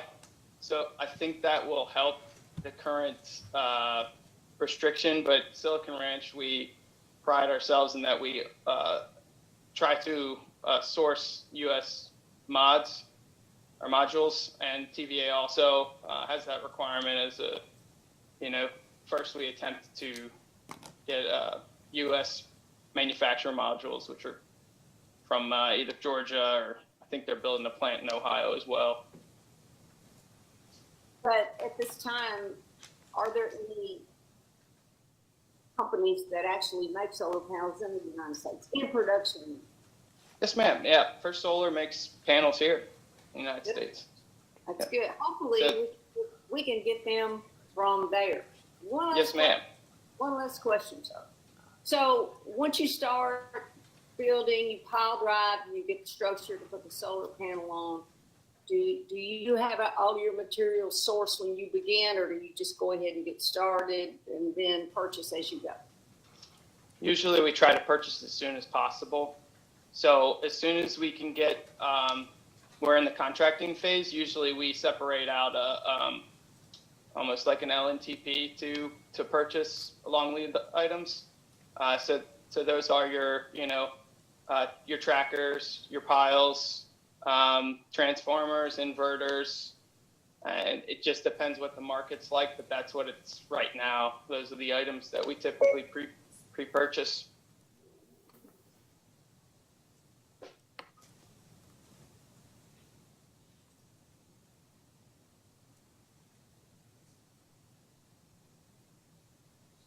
Oh, we can't hear you, Miss King. Hold on 1 second. Seems to be an issue with the internet.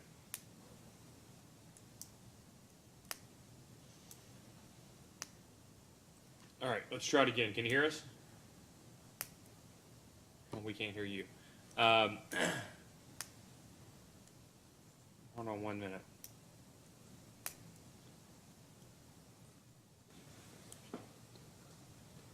All right, let's try it now. No. So let's. So did you have any more questions, Ms. King? Okay. Mr. Osceola, do you have a redirect for Mr. Weiss? Maybe just a couple of follow-up questions to Ms. Okay. So, Mr. Weiss, can you speak? Can we hear you? Yes. Okay.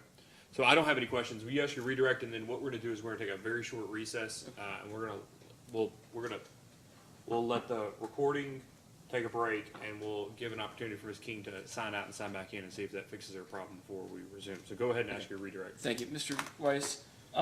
Silicon Ranch is also affiliated with the Turkey Creek Solar Project here in Kentucky, correct? Yes. And do you know whether panels have been secured for that project? Yes, they have. And do you know the source of those panels? First Solar. And that's American Corporation? Yes. Okay, thank you. That's all the questions I have, Mr. Chairman.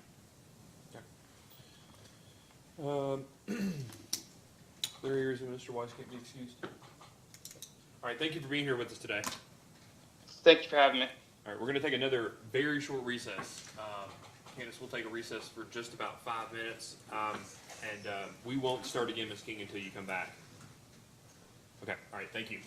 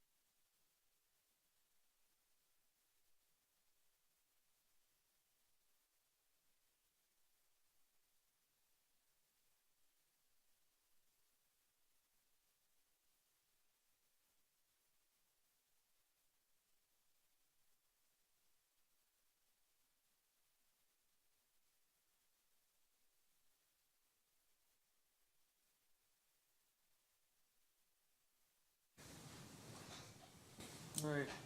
Ms. King, I think we can hear you. Let's try one more time. You're on mute right now, but How about now? perfect, Chairman?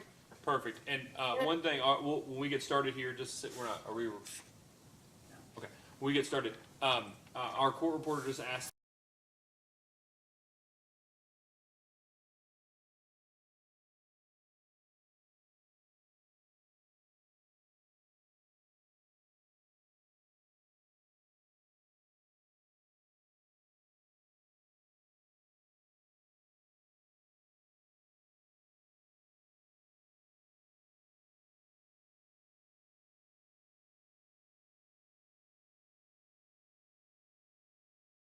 All right, we're back on the record in case number 2021-00235.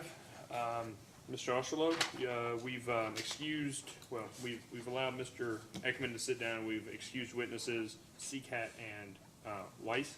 Do you have additional witnesses? Yes, Tim Casey will be our next witness. Okay. And he is one of our remote All participants. right, I would ask Mr. Casey, turn on your microphone and camera. Please raise your right hand. Do you swear or affirm that the testimony you're about to give is true and correct under penalty of perjury? I do. Please state your name and address for the record. My name is Timothy Casey. And your business address? My address is 1601 Utica Avenue South, Suite 600, and that's in St. Louis Park, Minnesota. The zip code is 55416. Mr. Osterloh, you may ask. Thank you. Good afternoon, Mr. Casey. By whom are you employed? I'm employed by HDR Engineering. What is your title there? I'm HDR's Acoustics Program Manager. Can you advise the board what your role is with this project? My involvement in the project is limited to the development of information that is included in the May 31st memo that HDR developed in response to noise questions in Siting Board RFI 1 and 2. And did you sponsor responses to data requests in this case? I did. And do you adopt those responses as your testimony here today? I do. Thank you, Mr. Casey. Mr. Chairman, this witness is available for cross-examination. Young. I do have some questions, Chairman. Good morning, Mr. Casey. I just have a few questions for you. Like I've told the other witnesses, if you have any, if I ask you a question that is more apt for someone else, just let me know. Referring to Russellville Solar's response to the staff's second request for information, I believe that was an updated memo from HDR concerning the noise, and I think the big update on that one was that we went from 113 noise receptors within 0.5 miles to 49 noise receptors. Is that correct? That's one of the updates, yes, sir. Thank you. And is that the number of 49 of noise receptors, is that still correct within the 0.5 miles? To the best of my knowledge, it is, yes, sir. Thank you. In that 0.5 miles, is it measured from the property line or from some other location? I believe it was measured from the property boundary. When you say property boundary, how do you define that term versus property line? I think it's the same thing, but in the memo we prepared, it's referred to as the property boundary. Thank you. Just want to make sure we're on the same page. On page 10 of that memo, I believe there was a conservative estimate at the property boundary with 10 adjacent pile drivers operating simultaneously, set back at a minimum of 100 feet, and that they would produce 102 decibels at the property boundary. Is that correct? That's correct. Okay.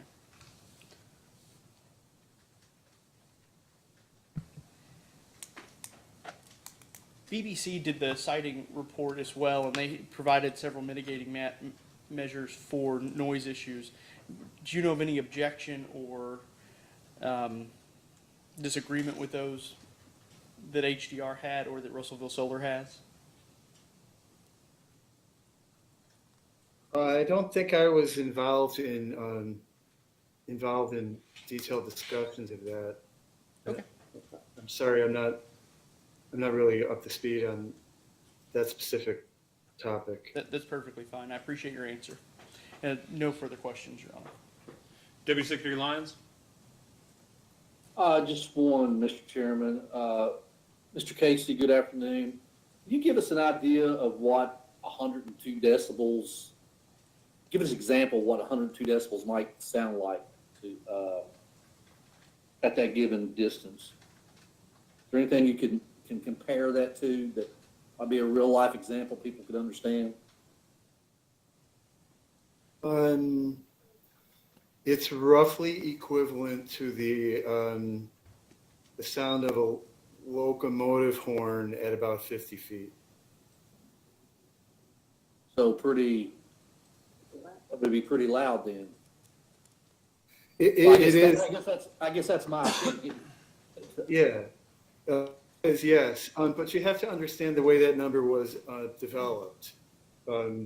We obviously don't know where, and we didn't know where the pile drivers would be used, and we didn't know what types of pile drivers would be used. Although I think it was our understanding that because of the depth to rock, they would have to be impact pile drivers and not sonic. So the impact pile driver is a louder piece of equipment, it's a louder machine. And the way we developed that number of 102 decibels was to assume that they were all right next to each other, operating at the same time, right next to each other, almost as if they were one noise source. When it's more conceivable that when they're in use on the site, they're not going to be right next to each other. I think it's more conceivable, more likely that they'll be spread out. So that number of 102 decibels at 50 feet may never be achieved because the pile drivers, I assume it's unlikely they're going to be right next to each other, you know, like immediately side by side, which is what that calculation assumed. Okay, thank you. With that in mind, what kind of noise dampening techniques will Russellville employ? Beyond just distance. Yeah, I had not been involved in that conversation.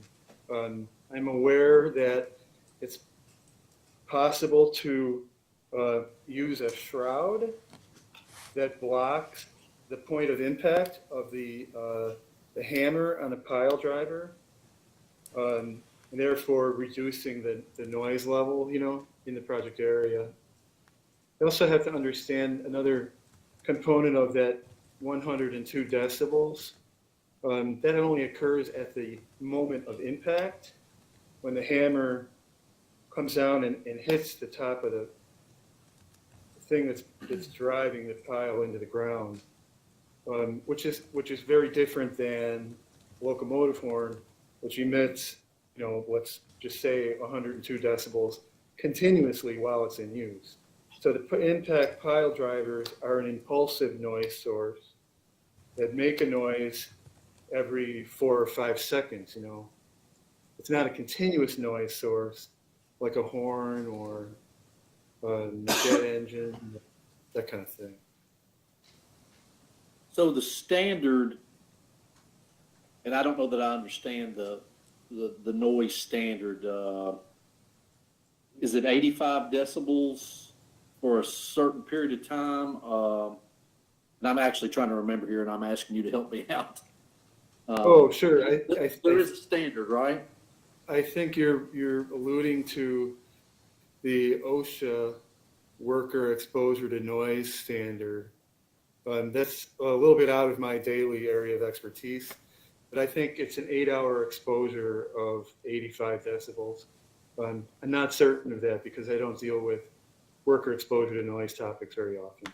I apologize. No, that's okay. Thank you, Mr. Casey. That's all I have, Mr. Chairman. Mr. Montgomery? I have no questions for this witness, Mr. Chairman. Judge, any questions? Yes, yes, I do. My house, or my home is within about 400 yards of this property. And you were talking about 102 decibel. What will that do to myself and some of my other neighbors? It's about the same distance from that project. I do not believe that the work that we did calculated pile driving noise at that distance. If you have access to the May 31st memo that HCR prepared to address noise issues, noise questions, on page 12, table 4, shows some additional estimates of pile driving noise out to 500 feet. And I should say out to 493 feet, and it was 87 decibels.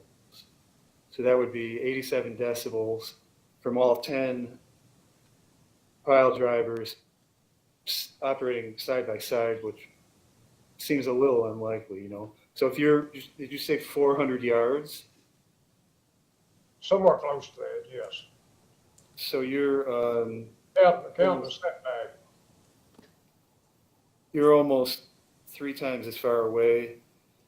It would be in the low 80s. It could be in the low 80 decibels if pile drivers operated the way we assumed they did, you know, which again seems a little unrealistic. And the reason we model things this way is to provide conservatively high estimates, you know, so that we're not underrepresenting noise levels anywhere, you know. Okay, I don't have any more questions. Ms. King? Thank you, Judge. Oh, you're on mute. I'm sorry, Ms. King. Thank you, Mr. Chairman. No questions.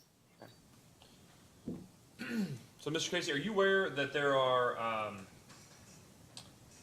EPA or WHO determinations around noise as to what may be annoying or unsafe? I'm aware of those documents, yes, sir. Yep. Okay. So I think that may have been what Mr. Deputy Secretary Lyons was asking about, as opposed to, you know, some sort of OSHA standard about, you know, the certain decibel level within, you know, over a course of however many hours.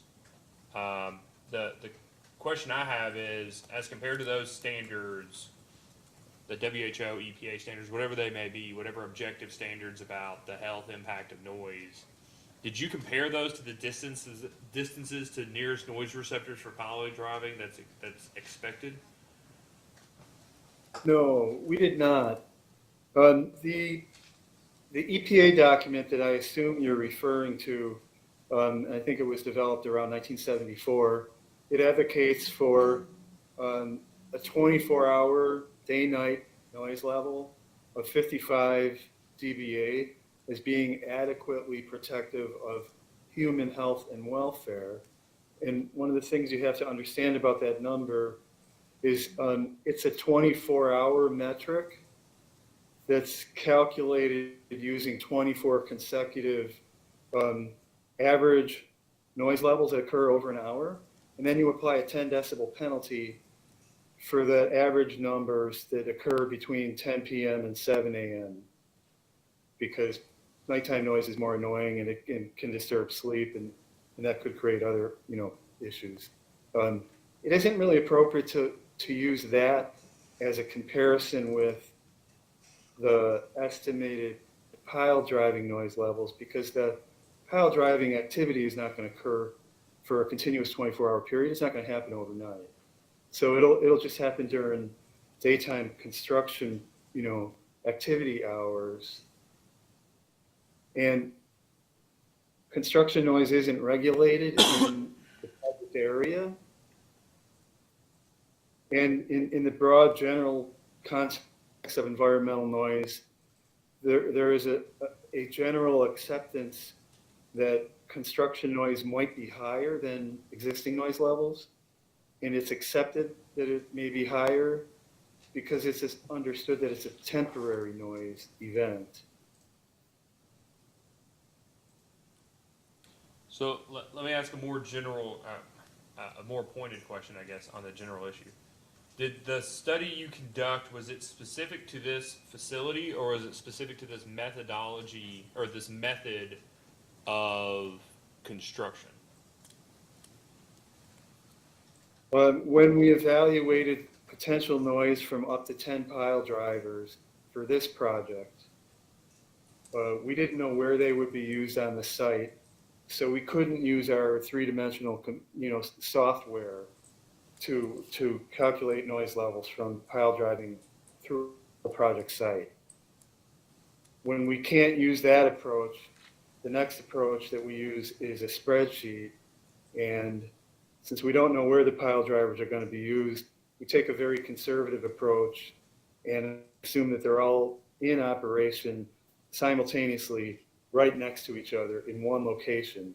And we calculate the resulting noise level at some distance. And in the case of this project, we calculated the resulting noise level at the closest, at the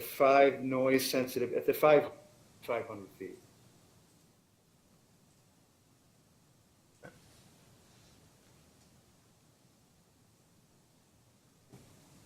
Mr. Osterloh, do you have a redirect? I don't have any redirect for this witness, although with your indulgence, I might like to call Mr. Weiss back to address the construction-specific aspects of noise mitigation. I'll give you that opportunity once we've gotten through the list of your witnesses. Thank you. Before you close your case. All right, thank you, Mr. Casey. You may be excused. Thank you. Next witness, Mr. Osterloh? Yes, our next witness is Michael Baude.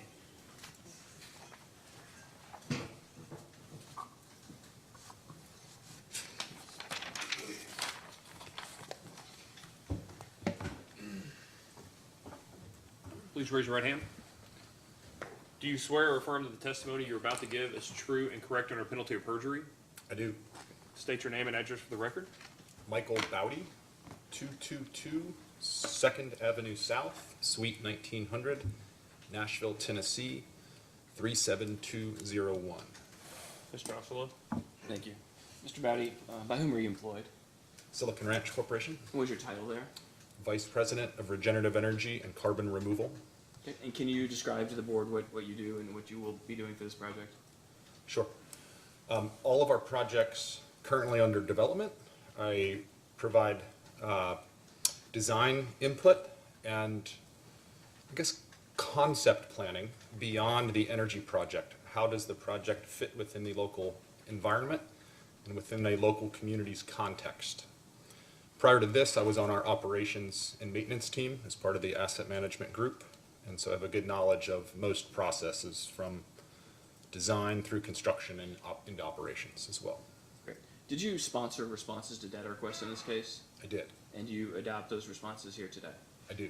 Thank you. Mr. Chairman, this witness is available for cross-examination. Mr. Chairman? Thank you, Chairman. Mr. Baude, could you just briefly describe what the benefits are of having sheep on the property versus not? Certainly. Much of our projects are developed on agricultural land. Using sheep grazing as a way to manage our vegetation is a unique and cost-effective way to keep land in agricultural production, create that dual use, as well as it's safer for the technical asset. We see far less damage from sheep grazing on our equipment than we do a 16-foot bush hog towed behind a larger tractor. It's also it reduces our operation expenses of vegetation management, ultimately allowing us to lower that levelized cost of energy so that we can deploy more solar faster. There's additional job creations both through our direct hires, where we also we own and own a flock of sheep and have our own ranchers on staff. Also, when we outsource those vendor contracts, there's additional job creation there. Are the sheep an additional revenue source for Russellville Solar, or will they be? So we haven't determined exactly the sheep strategy yet. We do know we will deploy managed sheep grazing. It may be from Silicon Ranch's own flock of sheep and Silicon Ranch staff. So Russellville Solar LLC will not benefit from the sheep grazing. Well, will not have additional revenue from the sheep production, no. They will realize, that company entity will, or project company will realize operational savings through the use of sheep.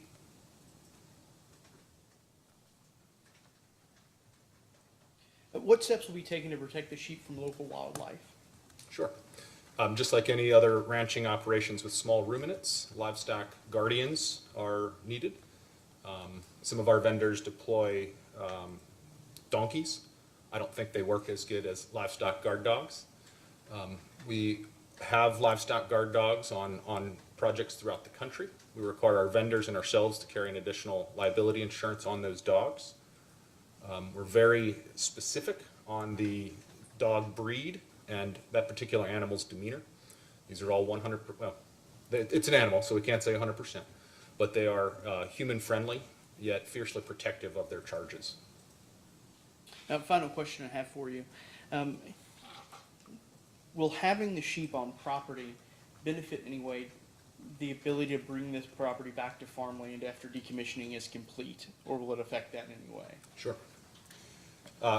Most of the property is currently in grain production.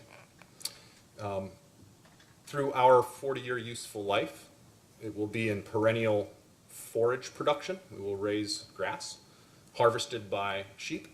The way we manage our sheep is a biomimicry of nature and the way grasslands, bison, and wolves co-evolved over millions of years. We'll keep them in a tight bunch. We rotate them every day, allowing that vegetation to recover after the animal impact. This essentially is spreading fertilizer through manure across the project in low concentrated rates. And ultimately, you've now got a pasture that is fallow for the next 40 years, yet fertilized with animal impact. We anticipate raising that soil organic matter, which will reduce runoff because we'll hold more water in our soil. There will also be more soil carbon retained on the project, and ultimately, at the end of the 40-year useful life, there'll be more productive farmland. I have no further questions. Thank you. Deputy Secretary, any questions? Just one related question to that. Good afternoon, Mr. Baude. I've actually visited one solar array that had sheep grazing. They had pollinator species for the most part, and quite frankly, it didn't look like the sheep were eating those that well. What kind of forage will be planted or utilized for the sheep under the panels? Certainly. At this stage, we have not defined the exact species composition, but I can speak broadly about what our approach is. So we're in the fescue belt, so there will be some cool season perennials planted. That'll provide spring and fall forage. It's also a cost-effective soil stabilization. Let me back up slightly. During construction, we'll stabilize soils, right, as fast as we can to address our SWIP permit. That will be done with annual species and perennial species in order to reduce that stormwater runoff. And then during operations, we will continue to seed the property with both annuals and perennials until we achieve a basal density of approximately 85% vegetative cover. Again, it will be a diverse species. There'll be fescues, there'll be crabgrass, there'll be clovers. Essentially what we'll be building is a functioning grassland ecosystem. Within the array fencing, directly underneath modules, we typically use improved pasture varieties that, again, create that cost-effective soil stabilization and sheep forage. We do look at their nutrition. Outside of the array fencing, in our shading buffers or other ancillary lands, that's where we'll plant a Kentucky native pollinator species specific to monarch habitat. A certain percentage of the project will be dedicated to monarch habitat as part of a conservation agreement. That pollinator habitat, would consist of milkweed, likely an eastern gamagrass, which would do very well in this part of the state, But again, don't have the exact species list, but that's our general approach for this region of the country. Sure. Do you all have sheep grazing on other projects at this point? Yes, sir. Stefan mentioned our operating portfolio is about 1.6 gigawatts. That's roughly 15,000 acres of land directly under solar. Of that 15,000 acres, we have 12,500 acres in our regenerative energy program, which utilizes sheep grazing as our primary control measure. And then we do support that with mechanical mowing as needed. Today, I can't tell you exactly how many sheep out on sites, but there's probably anywhere from 5,000 to 7,000 sheep on Silicon Ranch property today. One thing I noticed when I visited the other side is the sheep tend to use the panels as shade and graze down the grass underneath those a lot closer than they do than that's out in the sun. Will the rotation of the animals pretty much eliminate any soil erosion or overgrazing underneath those panels, in your estimation? Yes. I'll speak to our vendors first. They're contractually obligated to rotate their sheep in order to prevent overgrazing. We do have an annual monitoring program. We send out ecological monitor verifiers every year to observe that. The specification is no grass is allowed to be grazed less than 3 inches and then maintained below 24 inches. This is a common performance specification in the solar industry, both for mowing and for grazing. You are correct, sheep do spend a little bit more time during the heat of the day in the shade under the modules. This creates a very unique synergy between livestock production and energy generation. We're finding our sheep are drinking less water and they're putting weight on more efficiently in that there is less heat stress on the animal. This area under the modules happens to be the most expensive and hardest area of vegetation to control on a solar farm. And so again, as a developer or operator, we realize efficiencies with the sheep there, whether they've grazed it or laid that vegetation down through their bedding behavior. Internally, we rotate our flock of sheep that we own with our ranchers. We rotate them every day, and so 100% we are not overgrazing our land. And frankly, we would find other ranchers if that were the case. Will the vendors, the ranchers, be local? Again, we're not sure if we're going to self-perform and direct hire these or we're going to contract this out. But either way, we take a local approach first. If there's a qualified rancher that's either interested in a job or a contract, we start there. We do have kind of a prerequisite. Not all sheep ranching is the same.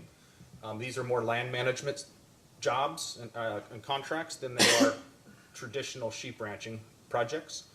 And so those vendors or direct hires essentially need a prerequisite education in holistic management, which is a way to manage agricultural and working lands within nature in the context.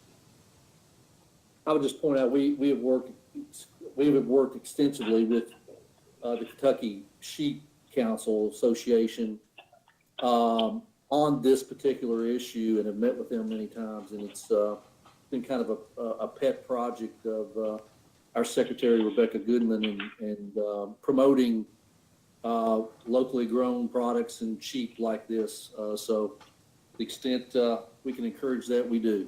Thank you, Mr. Chairman. Mr. Montgomery? Thank you, Mr. Chairman. Good afternoon, Mr. Baude. I just have kind of one general question. And outside of the ranching, what are other types of occupations that you all are looking to hire during the operational phase of this project? Sure. We estimated between 5 and 7 full-time jobs on this project. 1 to 2 of those would be electricians.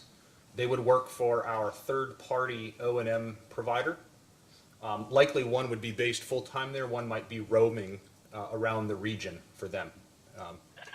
And then the balance of those jobs would be our ranchers, or our agrivoltaic technicians is their formal title. And it's important to note those positions are cross-trained. To clarify, if we self-perform and direct hire, otherwise we would contract it out. If they're if they're working for Silicon Ranch, they would be cross-trained for about 20% of their jobs would be non-electrical solar PV maintenance tasks. And so they will help, those positions help us replace modules, fix racking systems, other civil and erosion related efforts. And you said that's electrovoltaic? The new kind of mega trend in solar is called agrivoltaics. It's the combination of agriculture and photovoltaics. I kind of thought it was a trendy word that wasn't going to go anywhere, and now it's captured the industry's attention. Very good. That's all the questions I have, Mr. Chairman. Judge, any questions?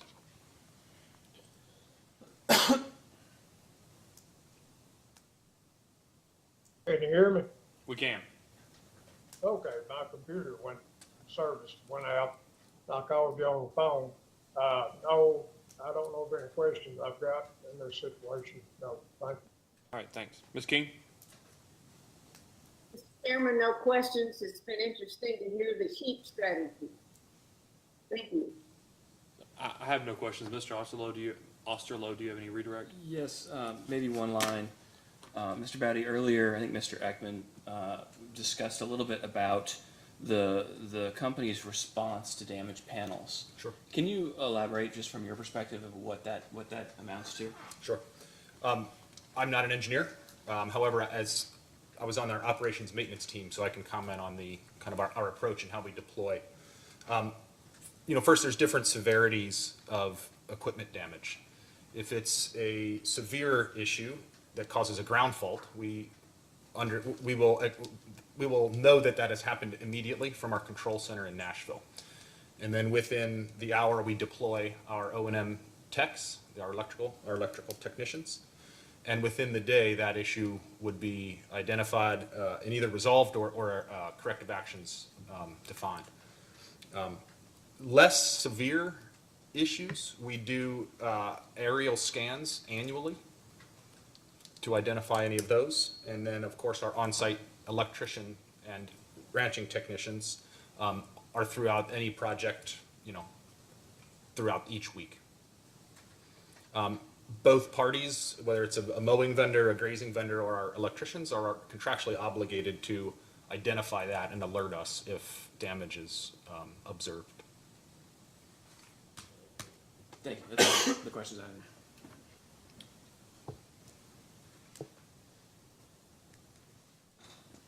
Thank you, Mr. Peck. Do you have additional witness, Mr. Osterloh? Yes, Dr. Paul Coomes, who's one of our remote participants. Okay, Dr. Coomes, welcome back. If you could, turn on your microphone and your camera. All right. Do you swear or affirm that the testimony you're about to give is true and correct under penalty of perjury? I do. Okay, please state your name and address for the record. Paul Coomes, 3604 Trail Ridge Road, Louisville, Kentucky, 40241. Mr. Osterloh. Thank you. Good afternoon, Dr. Coomes. You are a professor emeritus of economics from the University of Louisville. Is that correct? That's correct. And you prepared a report related to the economic analysis of this project that's been submitted in the record, correct? Yes, You also sponsored responses to data requests. Is that true? I did. And do you adopt those responses here today? I do. Thank you. Mr. Chairman, Dr. Coomes is available for questioning. Excuse me. Staff has no questions, Chairman. Mr. Montgomery, any questions? Just one, Oh, I'm Mr. sorry. Chairman. Sorry, Mr. Montgomery. Deputy Secretary, I skipped over Deputy Secretary Lyons. Do you have any questions? That's quite all right, Mr. Chairman. No questions. Thank Okay, you. I didn't. My brain was ahead of the after all this time. Mr. Montgomery, any questions for Dr. Coomes? Just one, Mr. Chairman. Thank you. Good afternoon, Dr. Coomes. I just have one question, and it's related to your response to the first response for data request. And in your response, you more or less say that there's no data for in Kentucky as it is related, or hold on, let me make sure I'm saying this right.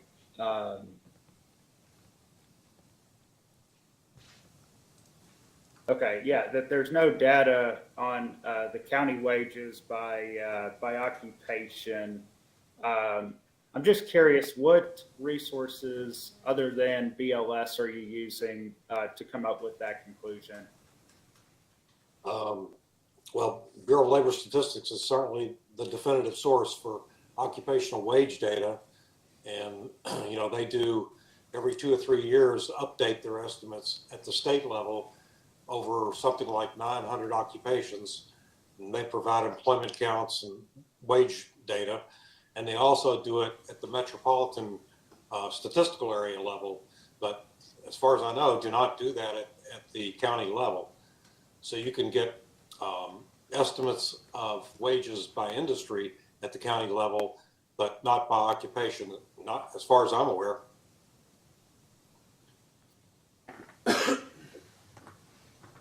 That's all the questions I have, Mr. Chairman. Okay. Judge, do you have any questions for Dr. Coomes?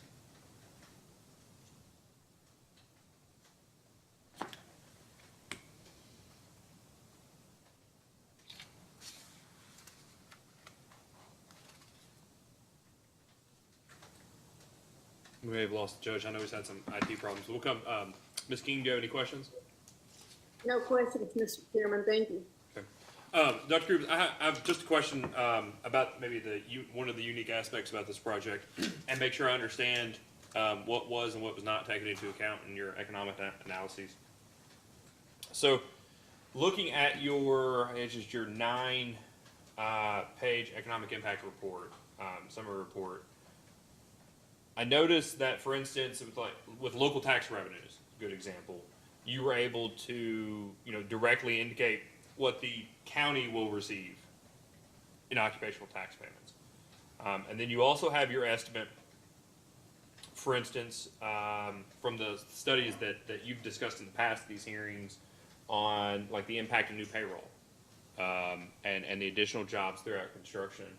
You mentioned in your report 2 items. The first is the change from having, the payment from cash crops to being lease payments pursuant to the leases for the land of the facility. And the second being the new income from, or the, whether it's replacement or whatever, but a different income related to the sheep farming. I didn't, though, take from your report that you had calculated those in your determination of economic impact, that you didn't actually calculate the final economic impact of those 2 items. Is that right? Yeah, I had no way to quantify the income from the sheep farming, and as your last witness just testified, it's really not going to affect revenues. It'll lower their cost, but not affect the revenues, which I did not have that information at the time. What was the other piece of the question? Well, yeah. So one of the things you said, I'll just read the line on page 6, maybe better. Relevant negative factors include the loss of expected income from crop farming, and that farming's linkages to local suppliers of seed, feed, and other suppliers. Then you go on to say, on the positive side are the relatively large lease payments going to the farm owners, the income to the several new operations, jobs at the Solar Farm, the new income from sheep ranching at the site, plus the linkages of these income streams to the local economy.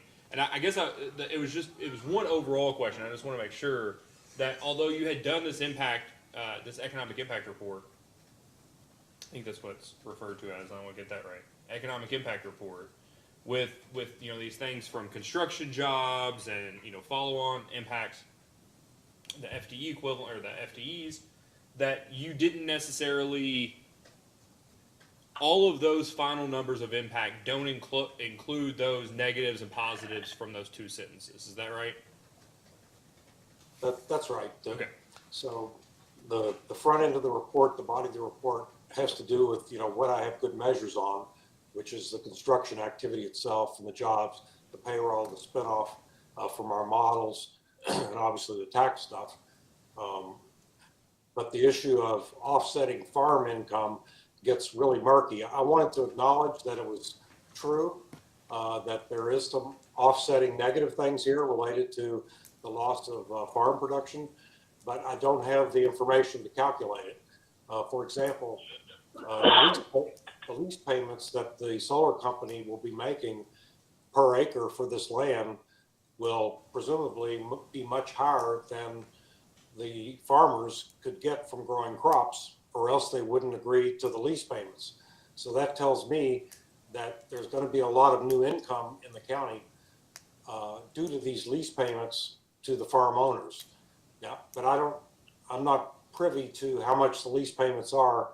Those are always confidential between the developer and the farm owners. So I didn't have a way to quantify it. I just wanted to acknowledge that it does help to mitigate any losses from farm income. Yep. And that's what I wanted to get to, is that whatever impacts you stated would be further modified one way or another by those positives and negatives you note in that those two sentences. That's right. Okay. And are you aware of any? Are you aware of any modeling or analyses that people have done that indicate what the carry-on impact or the follow-on impact of certain lease payments in agricultural communities lead to? I'm just curious. A lot of communities in Kentucky. One of the public comments noted it earlier. Farming operations.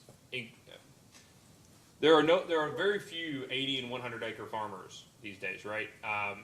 They're more on the 1,000, 5,000, 10,000 acre scale, and those farmers don't necessarily always own all of that land. There's a lot of people who own land that lease their land to others to farm. Are you aware, given your time in Kentucky, of any studies that look at what the community impact is based on the level of lease payments for land for agricultural purposes might be, the follow-on economic impact?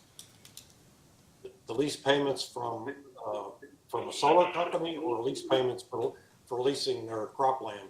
Yeah, so historically it would have to be the latter, right? But I'm just curious, lease payments generally for land, whether some communities people lease land for hunting, some communities they're for agricultural purposes. Now, obviously, an influx of people leasing significant amounts of land, hundreds, thousands of acres for solar production. If you're aware of any of those studies for any of those types. Yes, sir. So the Kentucky Department of Agriculture puts out an agricultural statistics report every year that's part of the whole USDA infrastructure of information. And they actually list cash rents by county for cropland. And I looked at it, I think this morning or yesterday. For Logan County, it was $205 an acre. So that would be the average rent price in the last year that they analyzed, I think it was 2019, that a farmer could get for leasing his or her land out for corn or soybean production. So that may be a number that you were looking for, $205 an acre. And if that's representative of the sort of revenue generating value of that land, presumably a solar company would have to offer much higher than that to get them to lease their land for the solar project. And I'd also add, when I was looking at the agricultural data for Logan County, the public speakers earlier were exactly right. It is a very productive county as far as corn, soybeans, wheat. I think it ranks in the top 5 among Kentucky counties in terms of overall production of corn and soybeans, and tends to generate net positive income every year, which is not true of most counties. Well, actually, I think about half of Kentucky's counties on net lose money from agriculture each year. if you look back at a 10-year average. But Logan is actually net profitable in farming. It doesn't employ a lot of people, but it does generate some net farm income. You mentioned scale of production, 1,000, 2,000 acre farms, but I'm not sure that applies in this case. When I looked at the parcels, I think this is a total of 1,600 acres, but there's only 9 farm owners here. Now, how that's pooled together for operations, I don't know, but that's much less than 1,000 acres per farm. Maybe more than you wanted to hear, but the questions got me looking at agriculture, and I thought I'd share that with you. Yeah, and that is incredibly helpful. The last question would, I'd get to, I guess, with that $205 that you were talking about earlier from the survey, the follow-on impact of those lease payments, for instance, right? Is that, I mean, I'm sitting here going through, I can't imagine how many variables there would be as to what the impact to the community that may be, or follow-on jobs that may be, depending on whether the person receiving $205 an acre otherwise has another $1 million salary, or that's all the money they're getting, right? So is it being saved, or is it being spent? And then another follow-on to that, or another variable is, there's lots. As to if a person lived in the community and got $205 per acre versus a person who retired to Florida and got their $205 per acre check sent to them in Florida, and whatever they spent was in Broward County as opposed to Logan County, is it even possible to determine what a change of 10 or 20 or 100% difference in lease payments on an average acre in a county might mean to the local economy? Or are there just too many variables depending on what the owners of each one of those land, or what the land actually produced, to determine that? So it's certainly empirically possible to do that. I have very good models that link household income to local spending. And so if I knew that there was going to be X million dollars of lease payments to farm owners in Logan County, and we'd have to make an assumption about are they going to remain living as residents of the county and spend their money there? But I don't see why they would not. Then I could easily predict the amount of spending that goes back into the local economy and how many jobs are related to that. That's a very routine calculation with the richness of the models that we have today. But I guess it comes back to this assumption about do the dollars stay in the county or not? Right. And okay, and the difference would be versus the first and the second is, does the difference in lease payments cause people to move? Because otherwise it would be the same, right? Assuming the change doesn't cause people to move in or out of the county. Right, and of course, these people are retaining ownership of this farmland, and presumably these are family farms that they want to be able to hand down to other generations. So I can't say they won't move to Florida for a generation. Who knows? It's unpredictable. All right, I appreciate Dr. Coomes. Any redirect, Mr. Osceola? No redirect. Okay. Thank you for being here with us today. Thank you. Next witness. Richard Kirkland will be our next witness. All right, Mr. Kirkland, please turn on your camera and your microphone.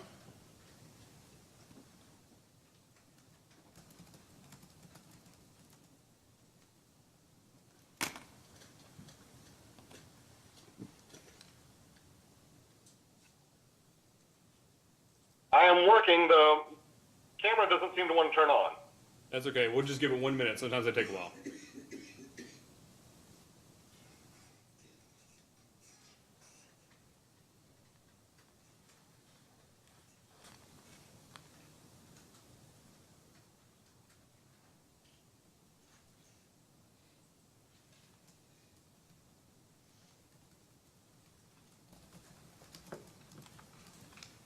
Okay. Please raise your right hand. Do you swear or affirm that the testimony you're about to give is true and correct under penalty of perjury?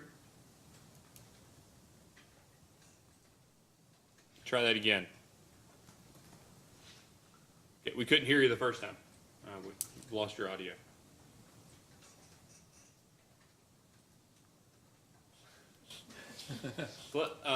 So, Mr. Kirkland, do you mind to turn off your microphone and turn it back on and see if that changes? No. Mr. Kirkland, we'll take a second. We'll just take a break. Can I ask if you'll sign out and sign back in real quick? Okay, thank you. We'll stay on. Thank you.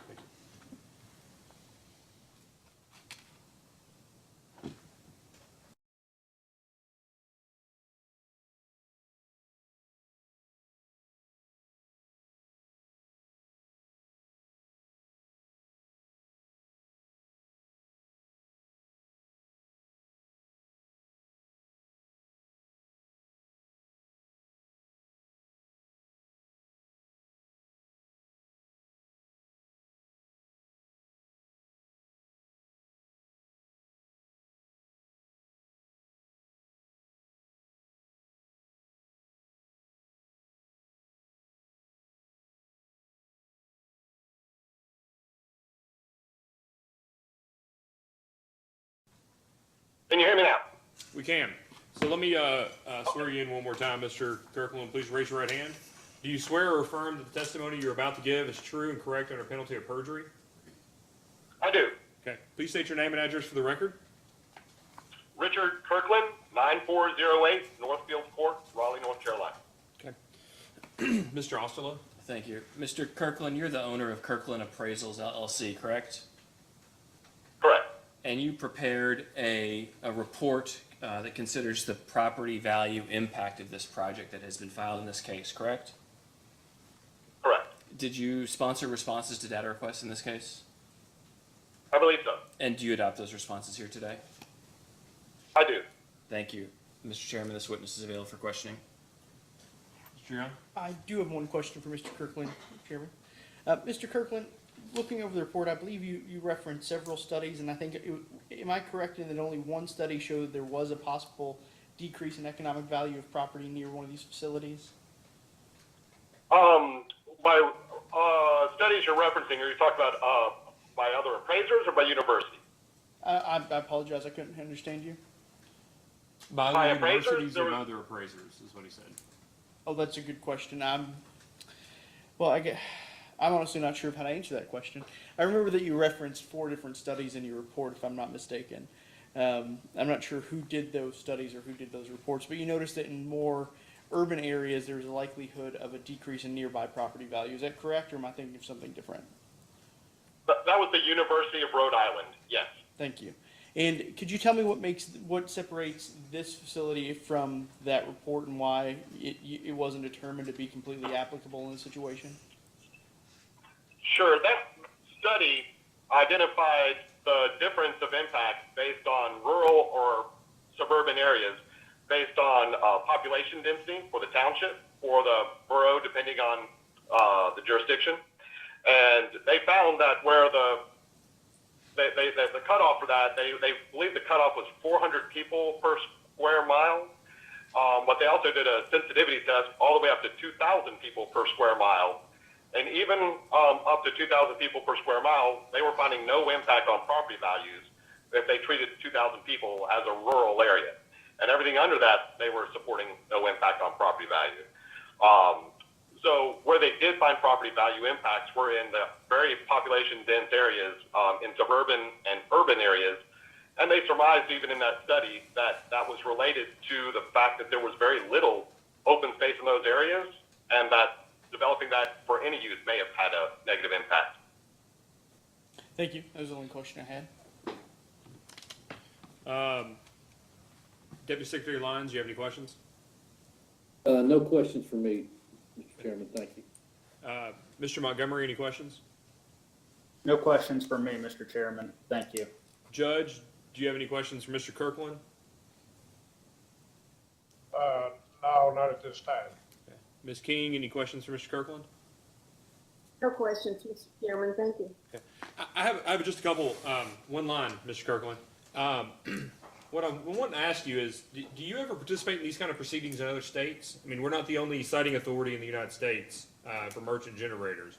Have you had to provide this kind of testimony or this kind of support for any other projects? I have. Okay. Have any of those entities made a finding, a specific finding, that there's an expectation that a merchant solar facility is going to have a negative impact or expected to have a negative impact on surrounding property values? I'm not sure exactly how to answer that question. I present in front of some state level organizations, but mostly at county and town level. And there's a wide range. I've presented in about 20 different states at this point. And I'm actually sitting in the parking lot getting ready to go testify at another local community in North Carolina right now. So there have been times where local communities have concluded on that. When those have been challenged at the state level through the quasi-judicial process here in North Carolina, they've been overturned every time. But again, I can't say that there's been no governing bodies that have thought that there would be a negative impact. Yeah, and let me be, that was an artful, because let me be clear. So, you know, there are states, and I think you're speaking to North Carolina's process, where maybe the state has primacy over local decisions that they can be appealed. I know Maryland, for instance, certain communities are able to vote on whether or not they want certain types of generation facilities, but the Public Service Commission can go the other way after that determination has been made. Are you aware of a state siting authority, such as the State Siting Board here in Kentucky, who was denied an application or a permit or a certificate because of a finding of the impact of a solar facility on surrounding property values, or has required some sort of mitigation, such as payments to surrounding property owners for some sort of diminution of value of their property? I'm not aware of a state level body doing that. That doesn't mean it hasn't happened. I just haven't been involved in that. Okay. All I can ask is of your personal knowledge. I appreciate it, Mr. Kirkland. Can you redirect Mr. Osterloh? No redirect. Okay. All right. Thank you for being here today, Mr. Kirkland, and good luck in North Carolina. Is it possible for me to be excused? Yeah, you are excused. Thank you very much. Thank you. Mr. Osterloh, you don't have any new witnesses, is that correct? That is correct. All right. And would you like to recall any witnesses, or do you have anything Yes. else before you close your case? With your indulgence, we would recall David Weiss. Okay. Mr. Weiss, are you still here?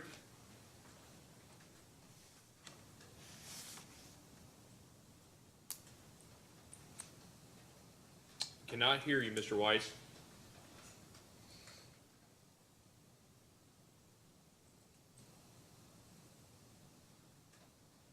You still cannot hear you.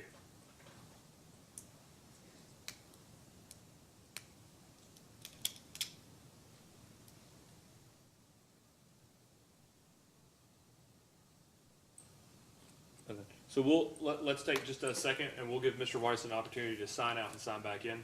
Thank you.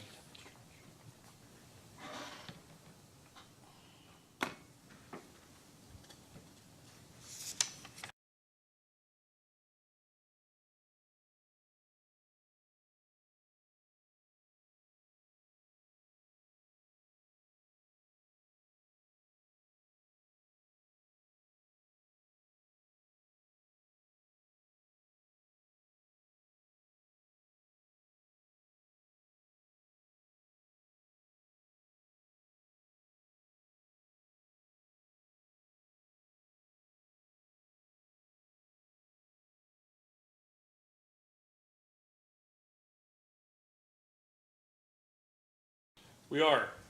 You can hear us, Mr. Weiss? Yeah. Okay. Yeah, sorry about that. I don't know what. Yeah, well, I'll ask Mr. Harriet if he can turn the volume up just a bit, maybe to about 50.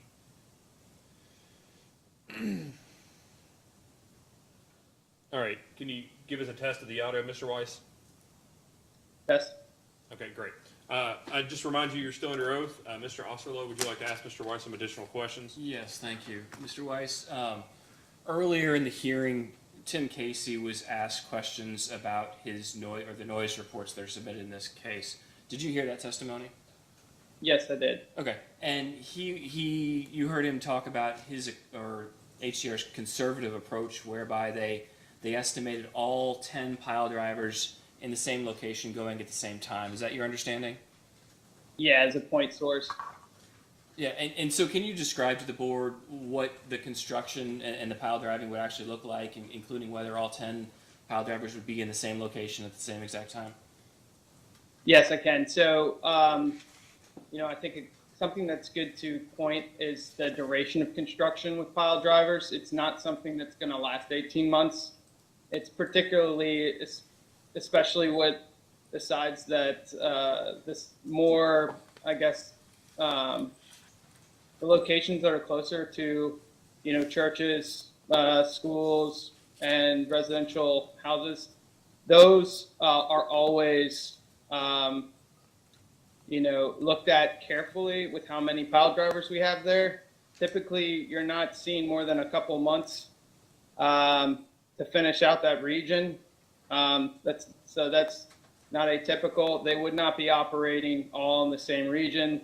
You usually have one pile driver that's doing QA/QC work, in the block or the section of the layout that's somewhere else that they've previously done. Typically, for this project size, you would probably have more to five or six pile drivers in that area, but spread out. You have the end piles, and then you have the piles in between the end piles. So it's not something where you have 10 and they're not right at the project boundary. I would never. I understand why they had to assume that, but it's not anything that would ever happen as the human aspect. We would never plan for that because, we're just people like everybody else, and we don't want a pile driver outside our house for 18 months or whatever. That's not our intention. It's to get in there, drive the piles as quickly during normal working hours as and right the first time so that we're not redoing them. So that's kind of how our thinking process is when we're driving these. And they're PD10s. If you've ever had a stump grinded out of the front yard, most likely from Vermeer, on a Vermeer unit, it's that with a different attachment. So it's not, when you say pile drivers, it's not this big monstrous thing. It's a small, two-person operation piece of equipment that's GPS run. And can you describe to the board how Silicon Ranch projects address noise concerns during construction? Sure. So, our door is always open. If there's any complaints, please let us know, and we'll address those. But for something this size, we don't typically. The shrouding wouldn't make sense. If you know what shrouding is, by encasing the pile, we're talking about 500,000 modules and almost 100,000 piles. So it wouldn't make sense to move a shroud each time. And then a sound blanket wouldn't make sense either, just because the sound's just going to go over the blanket. It would take a huge blanket to do any type of noise reduction. And these are instantaneous. You're not going to get an instantaneous hit on all of your pile drivers at the same time either. So, I've been out on construction sites with 8 pile drivers going at the same time. And unless you're within 100 feet, you don't, you notice it, but it's not something you can still have a conversation. It's not like something, I would say, in an agricultural landscape, it's just like having a tractor out there doing the land anyway. So, that's kind of what I would say. Thank you. That's all the questions I have. Additional questions? No additional questions. I'd just ask any of the other siting board members, you can just shake your head if you don't, but do you all have any additional questions for this witness? Okay, Ms. King, you have a question? I do, Weiss. So this project, how many solar panels are going to be put up? 500,000, so 500,000. 500,000. And how long will the pile driving last? Let's see, if we have 10. Sorry, I'm just doing some quick mental math right now. That's fine. I think it'd be for the whole project, and we work from one region to another, so we don't do it all sporadically, but it's, I would say 6 months is being very conservative, more like 3 to 4. So earlier you said that the maximum number of people, around 400, would be hired in a 6 to 8 month span. After that, after the bulk of the work is done, what is the workforce reduced down to, say, in a year? At the beginning, usually you have just a project management teams, around 20 people, as they're trying to get their construction trailers and their laydown areas set. Their civil crews will come after that, which adds another 20. Usually you have some forestry people, but for this site, there's not that much that needs to be cleared, so that won't be but a couple of people. And then after that, pile drivers. You have your SWIP installers, which is usually around 10 to 15. But for a site this size, I mean, I would take the numbers that I'm saying and add a little bit more to them. And then what happens is we progressively construct. So as you do piles, after they get 2 weeks ahead, you'll start your trackers. They'll get 2 weeks ahead. You'll start your modules. So it goes through the whole site like that. Hopefully I answered your question. Well, no, technically you didn't, because in a year's time, when the array is constructed and everything's, how many people are left there to maintain that site? What are we going to be reduced down to as far as workforce in Logan County? Full-time, I think Michael Baude touched on that. Usually we have 2 electricians that are there, and then ranch hands, which I think he said around 6-ish. And then that would also, what's not included there is the mowing vendors, which are locally sourced typically. And that's about it. Thank you so much. Appreciate your answers. Thank you, Mr. Chair. Mr. Osterloh, any questions? Nothing from Father. All right. Thank you, Mr. Weiss. Mr. Osterloh, do you have anything else? We have no other witnesses. Okay.